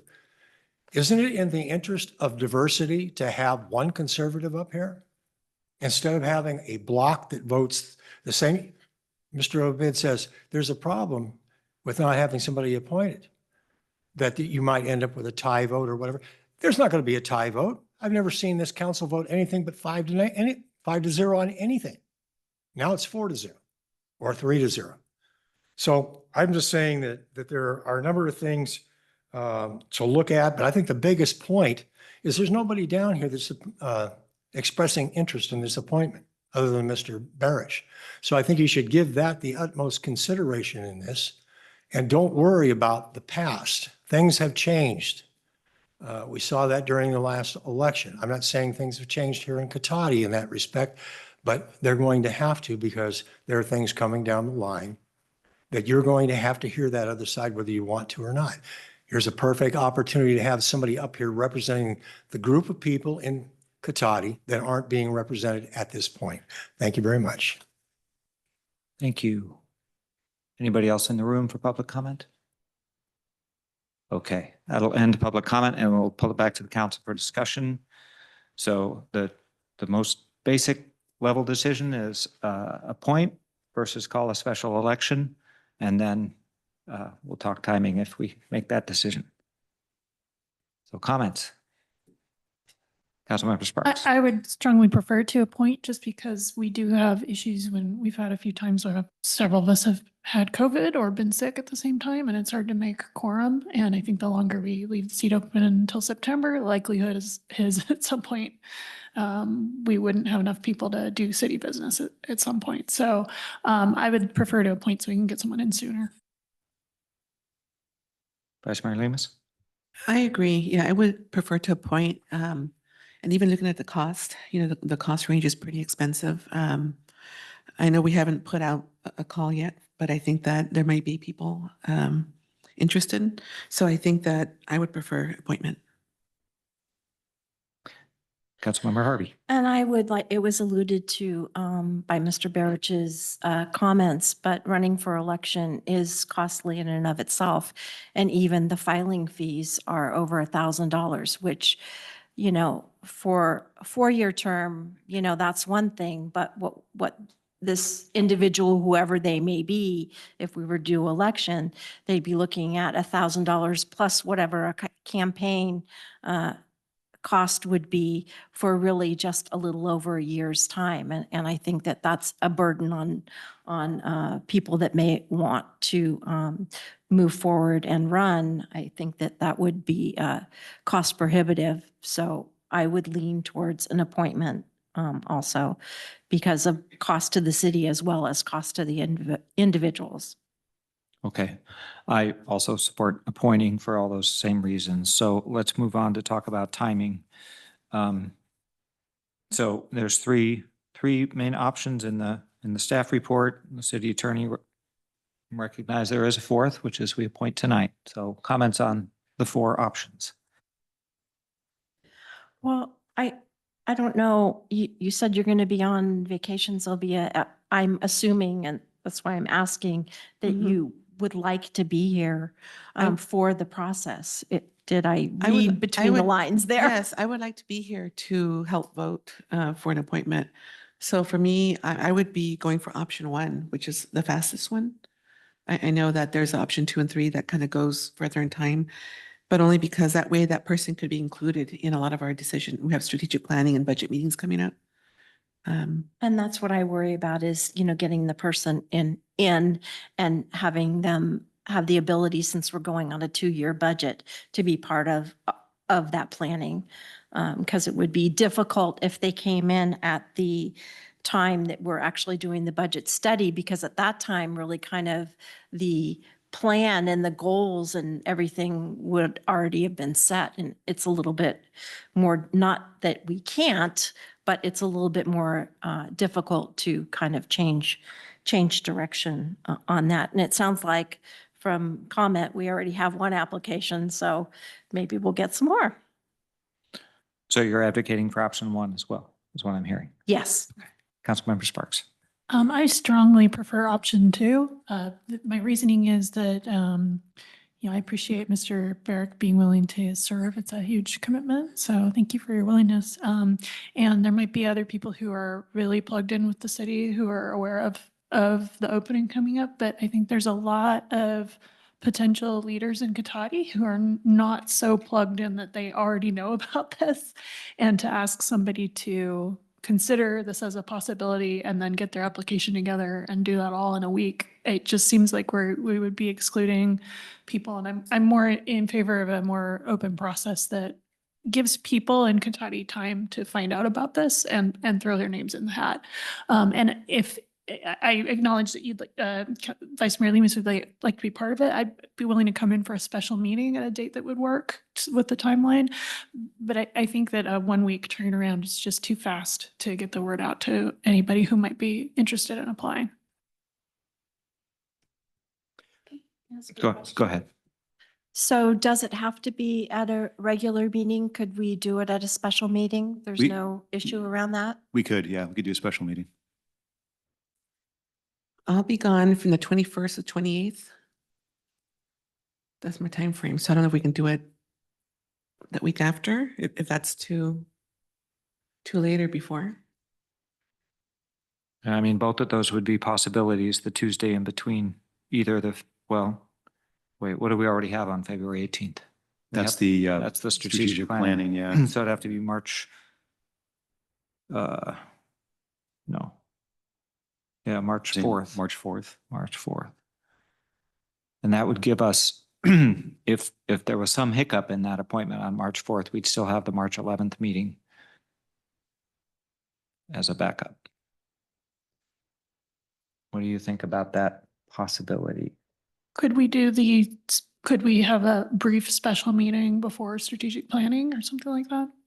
Since we're going to be here anyway. Do it before, so do it on the 18th of On the February. 18th? Any thoughts? Yeah. So a 2-week application period, that would be. Would 2 weeks? I mean, 2 weeks would be better than one. I just felt like 1 week was way too fast. Yeah, I mean, we could potentially do, do it. I'll have to think about whether it would be, but probably be a separate like meeting as you're suggesting. We could do the same night. Mm-hmm. It'd be whoever that person is, it could be quick to be appointed and then sit down. Yeah, you're in the meeting. And could they be sworn in that night and, okay, participate? That would be ideal. Yeah. Yeah. So in theory, you could have a special meeting right before strategic planning and then go right into it. Are we running, are the consultants coming back to run strategic planning? We're doing that in-house. Any thoughts about this? Were you thinking if we run late, are we paying consultants paying to the sit there while we consultants? run? No, we're just paying all of our staff, so thoughts about this February 18th possibility with a 2-week window? You could live with that? Yes, that would work. Should we revise the dates on here, do you think? Because I know it has like a application ending and then would it be like a new option 2 or 2.8? I'm going to call it 1A. 1A. Open January 30th and close on February 13th, 2 weeks. Appointment made February 18th. Special council meeting.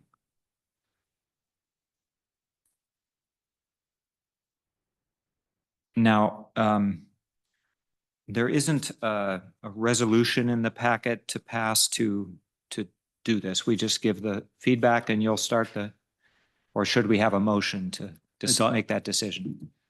Just adopt a motion directing. Yeah. Anybody willing to make a motion stating what we just agreed to?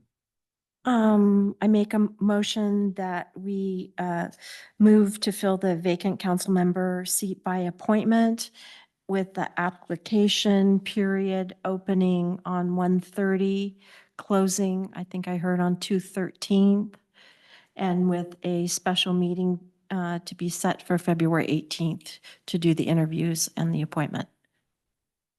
Did I get, okay. That's my motion. Anybody want a second? Okay. So Mayor, point of order, my application going to be okay today that I've submitted to meet that requirement? Is everybody okay with accepting an application that comes in before January 30th? Any opposition? Okay. Sorry. All right. So there's a motion and a second. All in favor, say aye. Aye. Any opposed? Okay, that carried unanimously.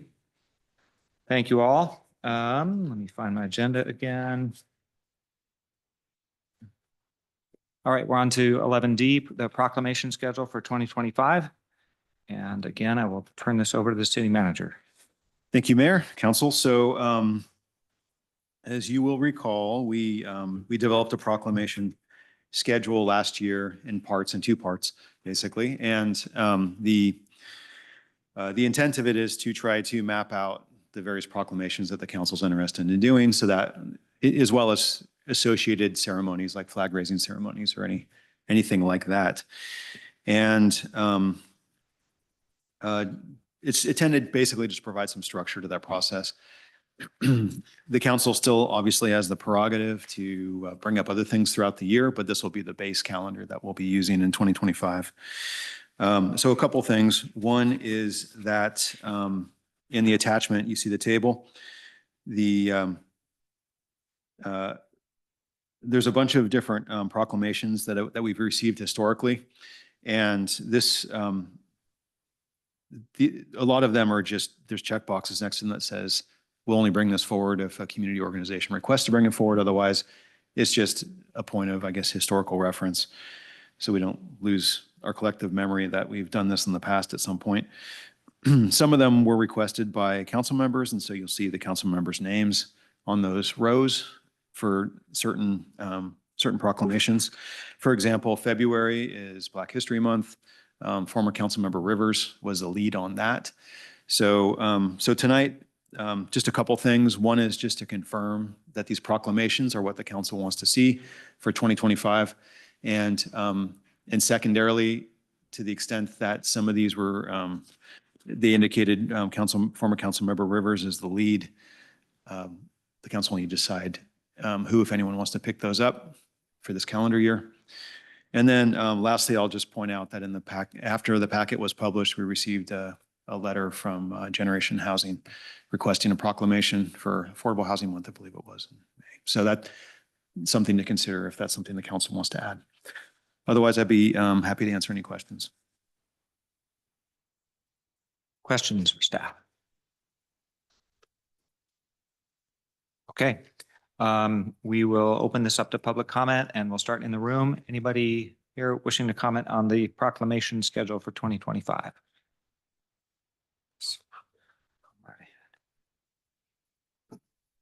Thank you, Mr. Ford. I'd like to bring to your attention that as you're putting together your proclamation schedule for 2025, I want to look back to 2006, that there was never a proclamation for Councilwoman Patty Minnis. And a few of us got up here and argued why she was overlooked for a proclamation. And we never got any answer from the city council. And Patty Minnis was a wonderful woman, a Democrat, independent thinker, businesswoman. And it's always been a dark stain on the city that they would play favorites with proclamations for someone, especially against someone like Patty Minnis, who served so gallantly. Later, she ran the local initiative to ban roundabouts for legal reasons, why we banned roundabouts all through town. But she did a lot of work and she was overlooked. Also, the fact that there was never a proclamation for Councilman George Barich. If you look back at the history of Cotati of 50-some years now, those are two stains on the city. I don't care what your political persuasion is, whether you signed the recall papers or not, whether you walked around town claiming that George Barich, was a racist, or some of my supporters said that it was represented to them that you, George, came to a city council member in blackface. I've never been in blackface in my life, but anyway, I digress. It's something in your heart you want to look at when your proclamations are fair. I've also suggested that Miss Lori Alderman be nominated for Citizen of the Year. And I don't remember looking at the plaque in the back of the room when we stopped with awarding Citizen of the Year. But these are important these are important items that talk to the character and the heart of this town. And as you look at your schedule, it's never too late to go back and look to see, hey, we kind of screwed up. Our emotions and our politics got to the better of us. So please take that into consideration. Politics does not have to be ugly. We can always agree to disagree and so forth. Thank you. Thank you. Anyone else in the room wishing to comment? Okay, let's check with our Zoom attendees. Thank you, Mayor Ford. Once again, speaking to our Zoom attendees, please use the raise hand icon to make a public comment on this item.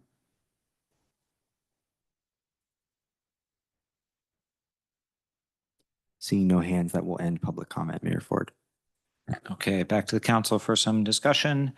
So I guess first, how are people feeling about this list of proclamations and recognition of special days and months and weeks? Is it the right list? Are there any that are no longer special emphases of ours, or any that you know of that you want to add? I think the list is good. I'm okay with adding the affordable housing awareness proclamation that was requested by Generation Housing. And just to clarify, are we doing proclamations for, have we historically, or are we planning to put proclamations for individuals on this? In my time here, we've done a few for folks who have passed away. So my understanding is we have a policy now about resolutions honoring people who have served the city directly, and it has to do with how long, 8 years and up, they get a resolution. I think it's basically what the policy is now, but correct me if that's wrong. Yeah, it's a resolution. The form of it would be a resolution for a certain amount of time. I'm blanking right now on the duration, but it's for someone that served for a longer period of time. I think it's like at least 2 terms. Yeah. 8 years. So That wasn't the reason I ran for a second term, was to get the resolution, just to be clear. Yeah. So if we wanted to have a discussion about that, that would be sort of in a different place. Be a than different the- agenda than the- item, yeah. Okay, okay, thank you. How do people feel about adding the requested Affordable Housing Month or Affordable Housing Awareness Month? I agree. I'm okay. Yeah. Okay. And in general, I think that's been our practice, is to when a local organization comes to us and requests a proclamation, we typically honor that. May is a busy month. It is a lot of different kinds of months. Okay, so what about the ones that have flag or flag ceremony checked? Are we all, do we still want to fly the flag for all of those? I think there was just 2, I think that had flags, or was there? No. No, there's moves. Yeah, Children's there's Memorial Day. 5 that have flags and 4 that have flag ceremonies on the list. Indigenous people and Latino heritage, I think we have not found a flag or started a flag ceremony for that one. Mm-hmm. But we did start this year with, I know we did the Pride Month flag and the Juneteenth Mm-hmm. flag. Right. So Mhm. would you be comfortable taking the X's off of flag and flag ceremony for Latino heritage and Indigenous Peoples Days? Yeah, I can, unless, in the future, something, I'll come back in the future. Right, we could always put it back on if Yeah, if mhm. if a flag is requested. Mhm. What about the Children's Memorial Day, the MOVES proclamation? I didn't know that had a flag. It's a day, but I don't know where that came from. Yeah, it's only when it's requested, and they've actually been quiet for a while. I don't know. okay, So it's not something, not something we typically do. yeah, not recently. And my recollection was that they actually provided the flag. They did provide When the they- flag, yeah. yeah. I see. Yeah. Okay. All right, any that, let's see. So they're the ones that Councilmember Rivers had her name by, so anybody willing to be the lead for any one of those? I know Black History Month is coming up soon, so I'd be willing, I don't know if unless someone else wanted to take that one. If you're willing to, Vice Mayor Lemus, that would Sure. be great. And so just so I'm clear, the primary organizing lead responsibilities, just interfacing, finding some organization to come receive the proclamation. Okay. Unless there's a flag and flag ceremony, then there's more involved. Okay. Right, that's right, yeah. And I'm sorry, Black History Month, and what was the other one? That's the first one we talked about, Black Yeah, History we've Month. only done one so far. Okay. We're not that far yet. Good try. He's saying we need to move a little quicker here. Okay, so, I'm not saying that at all. I thought I heard a second. Can I just ask if some are temporary until we get maybe a new? city yeah, council? true. We We wanna should change things revisit around? when we have a new member. Yeah. That's a good point. Okay. Good point. Maybe, yeah, we'll see how to deal with that. All right. Any others? What about Pride Month and Juneteenth? Those are not necessarily together. I'm going to be traveling on Juneteenth, or right around then, Yeah. but I'd be willing to temporarily step in as the Pride Month lead, unless whoever ends up getting appointed would like to do that. That'd be great. And I can be a backup if you want. I'm available for those days too. Okay, Um, but I probably can't participate in the Juneteenth. Right. So the Juneteenth proclamation, I have this same worry. There's a chance, it's slight chance. So I can put myself down for Juneteenth. That's one that's important to me, so I'd like to see it recognized. I'll put myself down, and if work travel ends up taking me out of town, then I'll come begging somebody to help out. And then finally, International Day of Peace. So, excuse me, Mayor, sorry, real Yes. quick, just on the two that you just did. Yeah. Flags and flag ceremonies for those as well, or? Yeah, I think we decided to leave those as flags and flag ceremonies, yeah. But we removed them for now for Latino Heritage Month and Indigenous Peoples Day, because we don't know of a flag. Okay. So the last one that Councilmember Rivers had was International Day of Peace. Anybody interested in searching out a community organization? I can't remember who our rep is. Is Vice Mayor Lemus our rep on Rotary, the liaison to Rotary, or was that Councilmember Rivers? I can't. It was. Oh, okay. Because I attended their Peace Pole dedication at Oh, really? Thomas Page Academy. It was a really nice ceremony. So that they might be a possibility to interface. Maybe whoever is going to be our Rotary liaison. Do you want me to take that since you guys took the others? That'd be lovely if you would. Will that work? That Spread would be the wealth? great. I'm good at wait time. I was just going to sit here till somebody else volunteered, so. And I think that takes care of everything. Was there anything else you needed out of this? No, I think that's it. So I got, just to make sure I got this all correct, for Black History Month, Vice Mayor Lemus, we're adding the Affordable Housing Month this year for May. Do we need a council member lead for that since they reached out? Only if we want to do it annually, if that's what we want to decide to do now. Can we make that only if requested one? Everybody okay with that? Yeah. Yeah, then there's no need for a council lead. We'll just with them directly. And then for June, Pride Month, Councilmember Sparks, and Juneteenth, Mayor Ford. And then International Day of Peace, Councilmember Harvey. And then just a note that Latino Heritage Month and Indigenous Peoples Day, the flag and flag ceremonies are being removed from the table for this year, just because there's, we weren't able to identify a flag for that yet. Yeah, Sounds and I right would to say we'd remove those X's, and then if at some point in the future, somebody wants to propose we do fly a flag, we'd bring it back. Yeah. Yeah. Great. Thank you. Actually, technically, I guess it's adopting a motion approving the proclamation schedule on this one. Sorry. Okay. Does somebody want to make a motion? Do we need public comment? We took didn't we take public comment on this one? Okay. I think we All did. right, we did. We did, yes. Yes, we did. All right, We did. We then- had some public comment on it. Thank yes. you. I had to rewind my brain. a bit. That's all Sorry. right. Thank you. I adopt a motion approving the proclamation schedule for 2025, even though the staff report says 2024.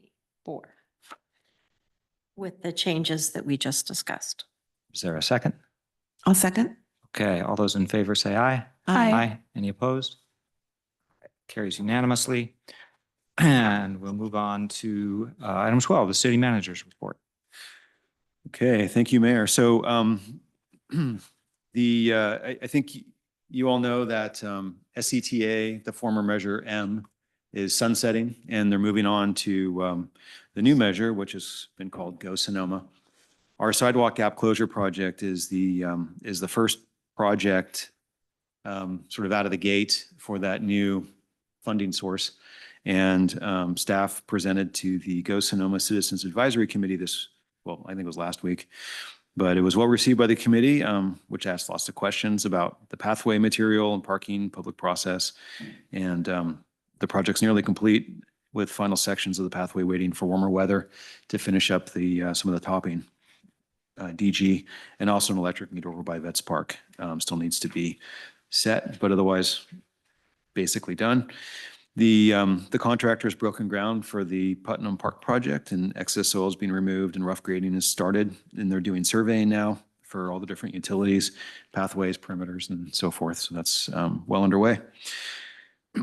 We are going to be turning on our new request portal at the end of this month. So February 1, it should be live for the public who wants to request things related to the built environment. So, potholes, trees, whatever. It's going to be the way to do it from the website. The Santero Way specific plan, that's in process, and we expect that to come to council on February 11th. And so that's the final step in a quite an extensive outreach and fairly long planning process. So we're almost there. And then this weekend, February 1st and 2nd, we're hosting a free compost giveaway at the ranch from 10 a.m. to noon each day on those 2 days. You can register online or just show up and grab up to 1 truckload of free compost, thanks to our partners at Zero Waste Sonoma. Valentine's grams are also coming up, and you can, through our rec department, you can send one to a loved one, friend, or coworker, provided that they live in Cotati. So the first year we didn't have that requirement, and rec staff were driving around a bit. Yeah, so we restricted it down to Cotati residents, and they get a cookie, flower, candy, balloon, and personalized card. Spring break camp registration's open, so this is when school's on break for spring. We are running a camp from 8 a.m. to 5 p.m. Monday through Friday, and anyone with children's age 5 to 12 can sign up for that. Continuing this spring is also our Sandy Loam Early Release Enrichment Program at the ranch from noon to 5 for children aged K through 5, and includes farm and nature education, art, homework time, and more. So there's a lot of stuff there. And also upcoming programs to look forward to are the Bunny Brunch and Egg Hunt, Bunny Grams, Community Yard Sale, and many other things that you can find all on our website and social media. Be happy to answer any questions if you have any. Any questions? Okay, we'll move on to council member reports, and I'll start down here with Councilmember Sparks. Sure. I received a report from Jackie Elward for the Homeless Coalition board meeting that occurred last week on January 22nd. So I'll just read it out. The board had a robust discussion about preventing racial inequity and discrimination in our homeless system of care. As a next step, the Racial Equity Work Group will propose updates to the county's boilerplate contract language around promoting racial equity. The goal is to ensure through the contracting process that every funded homeless service agency has policies in place designed to prevent racial inequity. And these conversations will continue at future board meetings. Second, the Department of Health released a notice of funding availability for Measure O behavioral health and homelessness solutions in November and received an overwhelming number of applicants. The intent to award announcement was posted on the announcements were posted on the county's website last week. And the license, or which I guess would have been 2 weeks ago, the licensed healthcare organization board seat is vacant currently.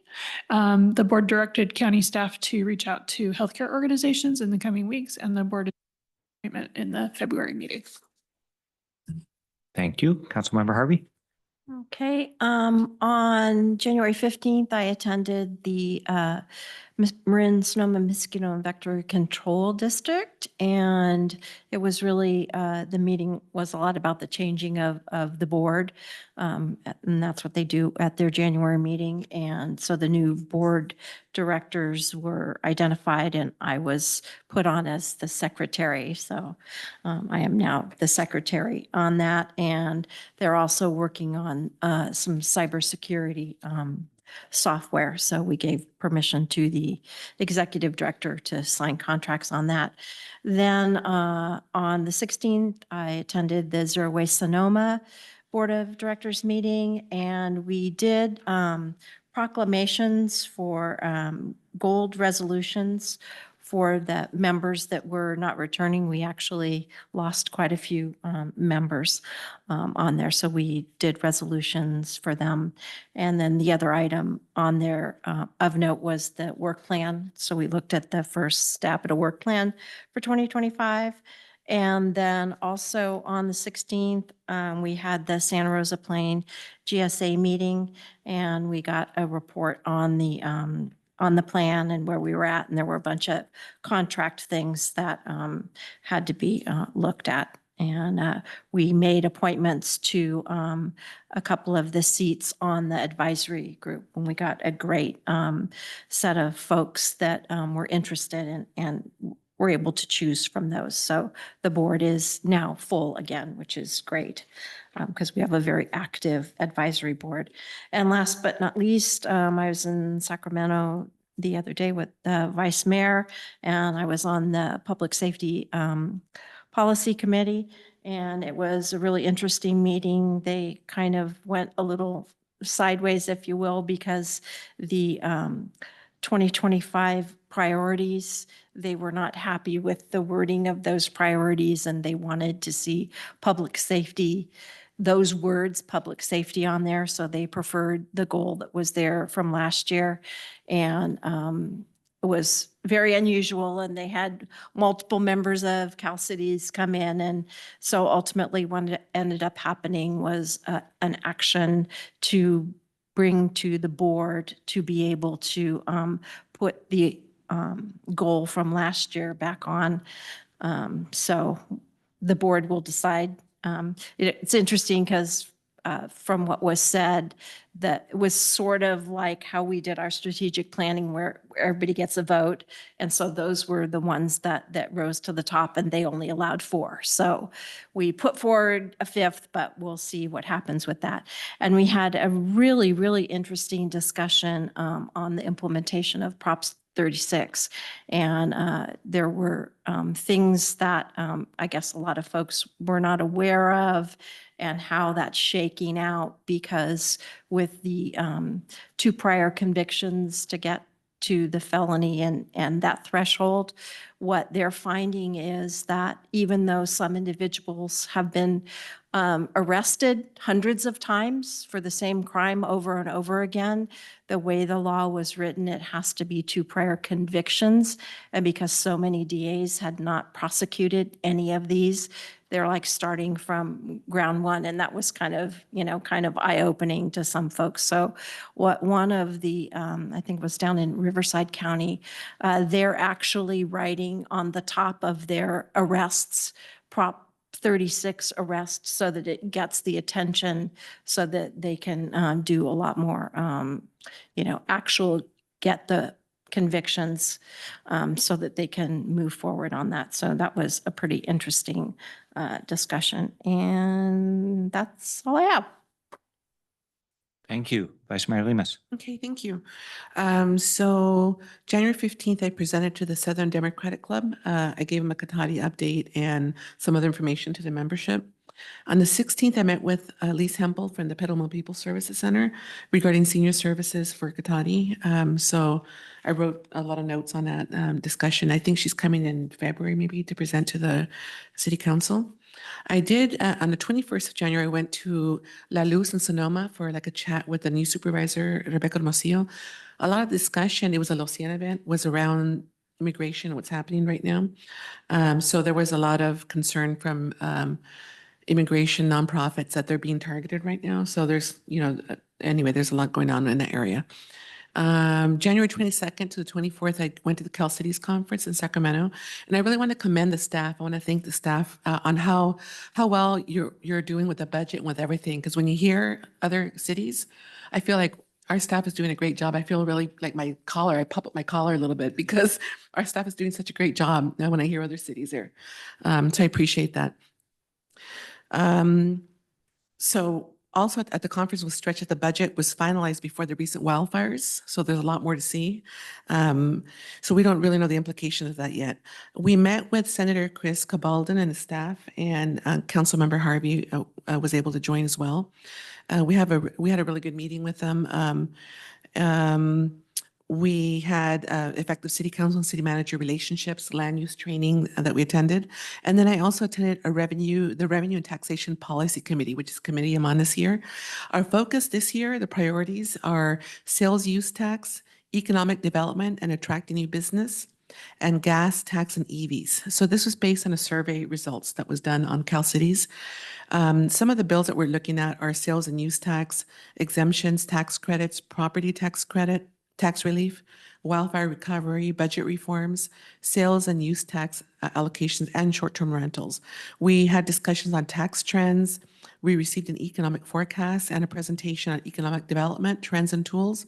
And we also had a roundtable discussion on how our cities are dealing with the economy and the budget. And so I want to thank again City Manager Damien for providing some of that information that was able to share with other cities there in some roundtable discussions that we had.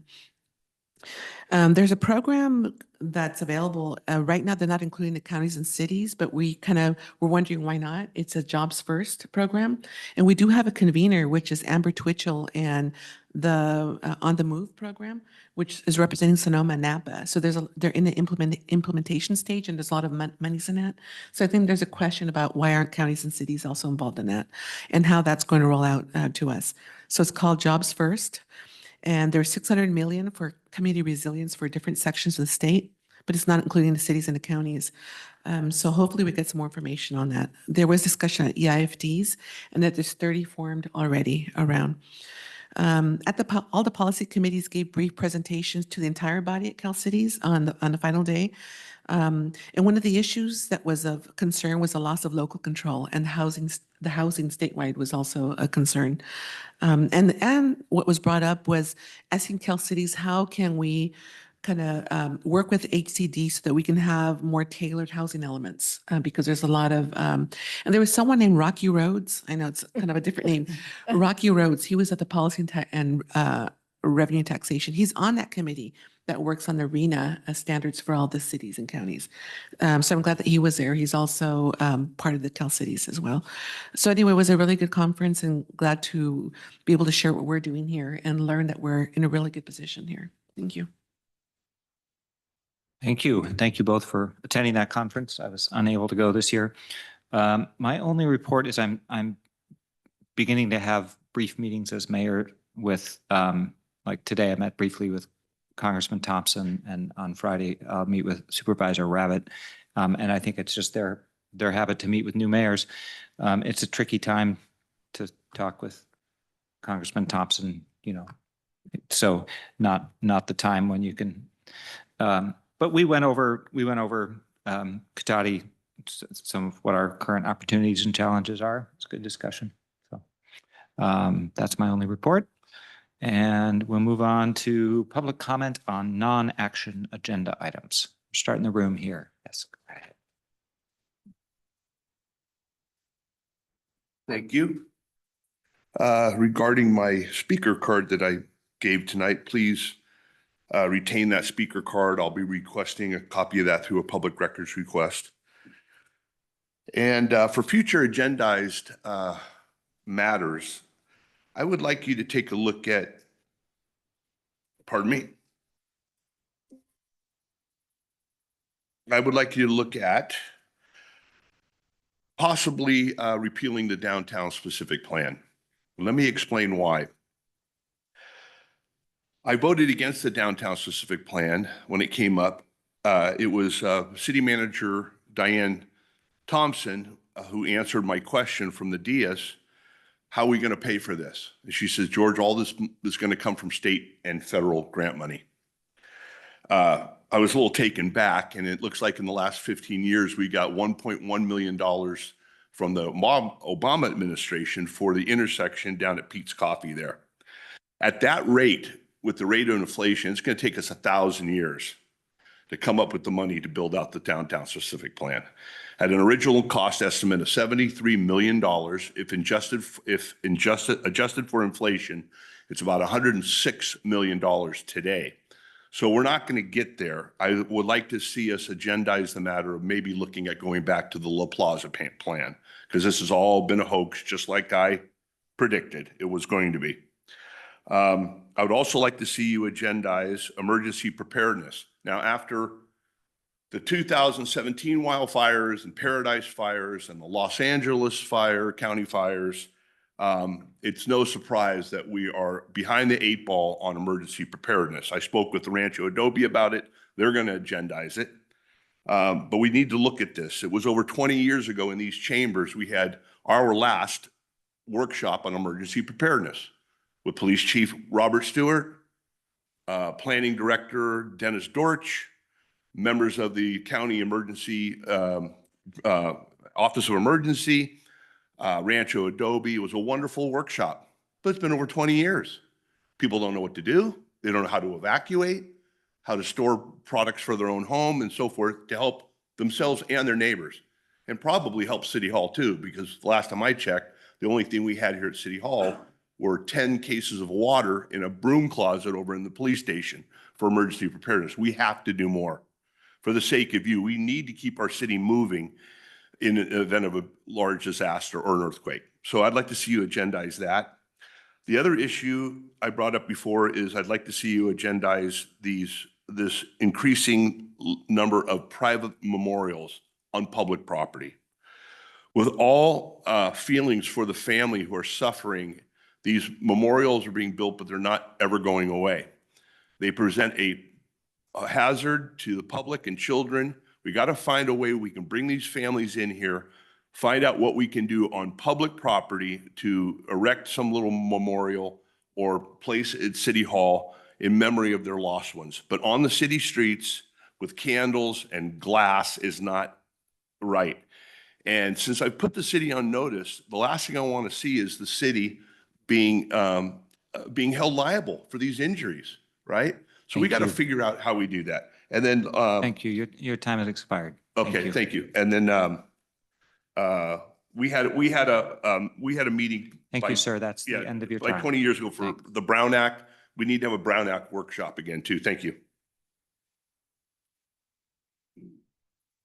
Anybody else in the room? Okay, let's check our Zoom attendees. Thank you, Mayor Ford. Once again, Zoom attendees, please use the raise hand icon to make a public comment.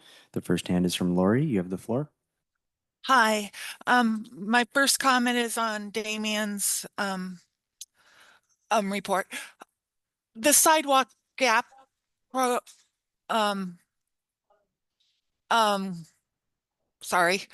sidewalk gap pavement project has been a disaster. It's still, trucks can't even make the turn. You shouldn't be applying for grant money when to make things like bike lanes and all that. So the project fits it. You guys are talking about putting crosswalks on Clifford Street and things like that people will not go for. So why are you trying to get the funding before talking to people and seeing if they had the need? Because that's one of the things that the people on West School were like, we never asked for this, we don't want it, when the workers showed up, and they were screaming at the workers. So you guys need to think these things ahead and just don't dictate in what grant money wants. Future agenda items. What is happening with the cows? We were supposed to get a report back, whether they were being shipped out of town or not. Haven't heard anything on that. So I'd like that to be an agenda item. I'd like for code enforcement and the administration hearings be reviewed and the process be returned to the council at a as a future agenda item. I like an agenda item on how a formal volunteering of citizens can be implemented.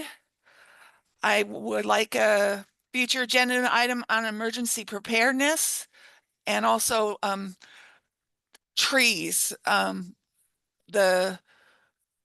We have a lot of especially on the west side, a lot of overlapping trees into power lines, and it's dangerous over here.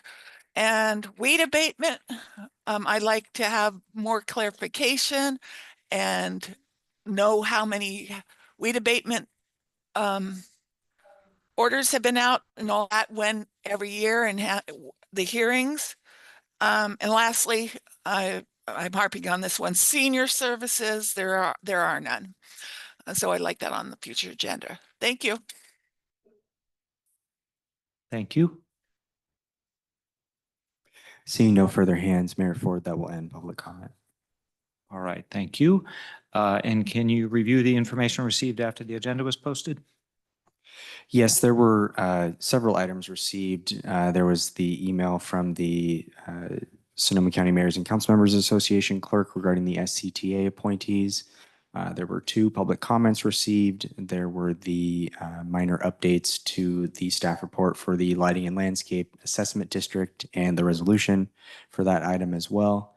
And the scoring rubrics filled out were included for I believe that was item 11A. So all of those were posted to the HTML agenda and are available here in print in the chamber tonight. Thank you. Thank you. All right, and with that, we will adjourn at 8:07.